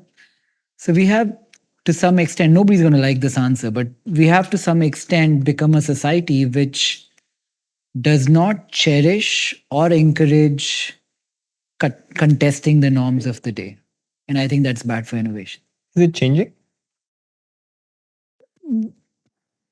I hope it is. I don't know if evidence depicts that, but I hope it is because we have to change. With access to education, I mean, ChatGPT's number one market is now India. Like just like those kind of, like with geo, like kind of everybody having access to the internet. Like now it's like, fact checking and, people say something. I'm curious. I think the internet teaches you many things, But I think culture is more a factor of our schools and what we see in our homes. Fair enough. Can patriotism be sold? Like you mentioned earlier, there are a lot of brilliant Indian minds who are in the US who are post the financial event, Yeah. where I don't truly believe him that it has nothing to do with money, but they might also want to project a similar thing. And for them, coming back to India and starting something and adding patriotism to that same projection could make a lot of sense. How So can I'm you trying to make collect people like that. patriotism? How can you make this, be like really cool? Yeah. Patriotism? Yeah, like what we were saying before, having kids should become really cool. Being a patriot Yeah. and doing the right thing for your country should be really cool. Like it was after the Second World Yeah, War in the yeah, Western yeah. society, right? Yeah. I mean, for a hot bit, Doge kind of did that for the government in the US, right? It got Yeah. like really smart people. I mean, there's some of them, some of our peers are still there. I think there'll have to be unfair advantages back home in India. Yeah. Like, I've not thought about this enough, but say you're a patriotic Indian who paid X amount of tax, or you came back to India just for the patriotic pursuit by giving up something substantial. Maybe there's a toll line on a road and you have a separate line. Yeah. Maybe you have a card which treats you differently Yeah. with a government agency. I think some kind of unfair advantage has to be weaved into the narrative to make this work. But if at all it is plausible, it would be a great thing to attempt. Yeah, like Nikunj said earlier, there's two stools or two balls in the stool. You can get people to be excited about coming back to India, Yeah. which is, a lot of people are. Retaining them when they're back in India is challenging. I mean, I think if you could build like a separate city. See, the one great thing India has going for it, I think personally, is the labor arbitrage. A kid living in a hacker house in San Francisco is living a certain quality of life. If I take him back, give him 2 cars, 2 drivers, a cook, and this and that and the other, and he's working essentially online all day long, and he still gets to spend, I don't know, 150 days a year here while building there, maybe there's a use case which works for both. NRI city. Let's make it happen. and no air pollution. Yeah. Would It be doesn't have to amazing. be near any of the big cities. Yeah. Yeah. But this is why like a lot of people move to SF, and especially like people who are used to the quality of life of India and others. And The quality of life in SF is horrible. yeah, but the reason like Depends. yeah, who you depends ask. on how you if you like quantify it. many of the people that all of us here are meeting, the 20-year-olds who just moved here 3 weeks ago, 3 months ago, 2 years ago, they're over the moon. Yeah. It's as if, they're doing drugs and their head is like exploding from joy every single moment. It's They're because the is that? most common thing young people, that Nico, and you guys can both know this, is I have never felt surrounded by like-minded people in my That's life. it. And That's now it. the nerds are here and they want to talk about what I want to talk about. That's it. Not like the bullshit that everybody else wants to talk about. This is it. And that's why people love SF. This And is it. that's quality of life. It's not like Yeah. walking on the street or having a Totally. maid and a driver. For this like- project to work, critical mass has to be achieved. Yes. But I don't know what critical mass is. And I think What is you that might- number? Do you want to be surrounded by 100 nerdy kids? That could be possible. Is it 10,000? I don't know. But it depends what you're solving for, right? Because like if I'm a nerdy kid that was bullied my entire life, I come here, I have the highest status in this society. Because here, you're a nerd, you're like top of the line. It's Yeah. like you have your own, what you said, your own lane in the highway. And Yeah. when you want to pay the tolls, just you, nobody else. And then everyone around you who is a nerd understands you. You're like, oh my God, people believe in me. Yeah. Until now I was bullied. Yeah. This is like insane, Yeah. It's like being like a slave and getting liberated. Yeah. The example I give everybody is like only in SF in the entire world, when you quit your job, everybody says congratulations. Yeah, That's a great point. Yeah. that's a good one. Only city in the world. This doesn't happen anywhere else. In India, you're whacked probably. Like your parents are like, what are you doing? Like in any other country, it's like, oh my God, I'm so sorry for you. Here, Nico meets a kid who's like left a job. He's like, congratulations, here's a term sheet. Like, Yeah. And again, like I think the good news is that this internet culture for like the young generation that's chronically online is becoming a global phenomenon. Yeah. And this where like, talent is universal, but opportunity is not, like it's rising all boats, right? So like critical mass, you can now have online in a world of abundance. Offline, even in a big city, it's harder to find those people if not everyone is a nerd. I disagree though. I mean, COVID was a great reset, but it moved right back. There were a couple of years that New York City in the US, in terms of seed states, was looking better. Yeah, any neighborhood in New York or like anywhere else, you can find it. But it's just like it's just like a magnet effect. It is a magnet effect. Everybody gets around. Like for the past 50 years, Silicon Valley has done this again and again and again. It's hard and to again. disrupt network effects. Yeah, it is hard. I mean, I'll tell a story about one of my really, really close friends from New York. We're like been friends for 12 years. He moved this year and he's lived in maybe like 5-6 different cities in America. He came and in month 3 or something, he's like, dude, I found my people. Yeah. Where were these people? Yeah. Like, this is why I wasn't enjoying my time in Miami, in New York. It's like, I don't want to talk about all of that. I don't want to do all of that. And it's like, sure, he did it offline or like online as well, but I think it's just a different sensation when you're like, man, these are like real people around me who actually want to just explore curiosity. I mean, here's some other things that we take for granted now, but no one talks about wealth in SF.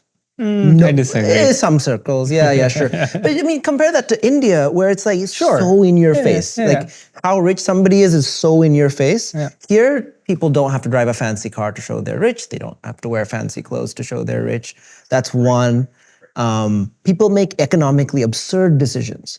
People will reject offers to make millions and millions of dollars a year because they believe.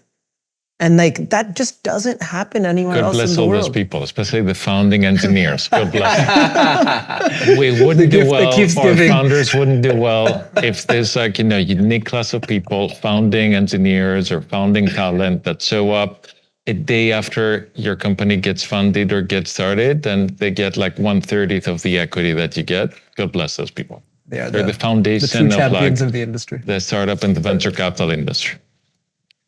Well, I think that's a good note to end tonight on. I think we spoke for a fairly long amount of time, almost 3 hours. But thank you guys for doing this. Sorry I troubled you a little bit. That's okay. If you were alone with me, I would have troubled you a lot more. More than welcome to. You could have dug 10 times deeper. Maybe the internet will dig. Okay, thank you guys. This was fun. Nikunj, for Thank you. So I was going to ask you, like, have you seen the reel of yourself imitating you on podcasts, and what do you think? I think he's really talented. I wish I could act that well. So actually, I think commented or I sent him something and I said, great job. I think he's doing a good job. That's nice. When are you inviting him to the podcast? Someday soon. Why not, right?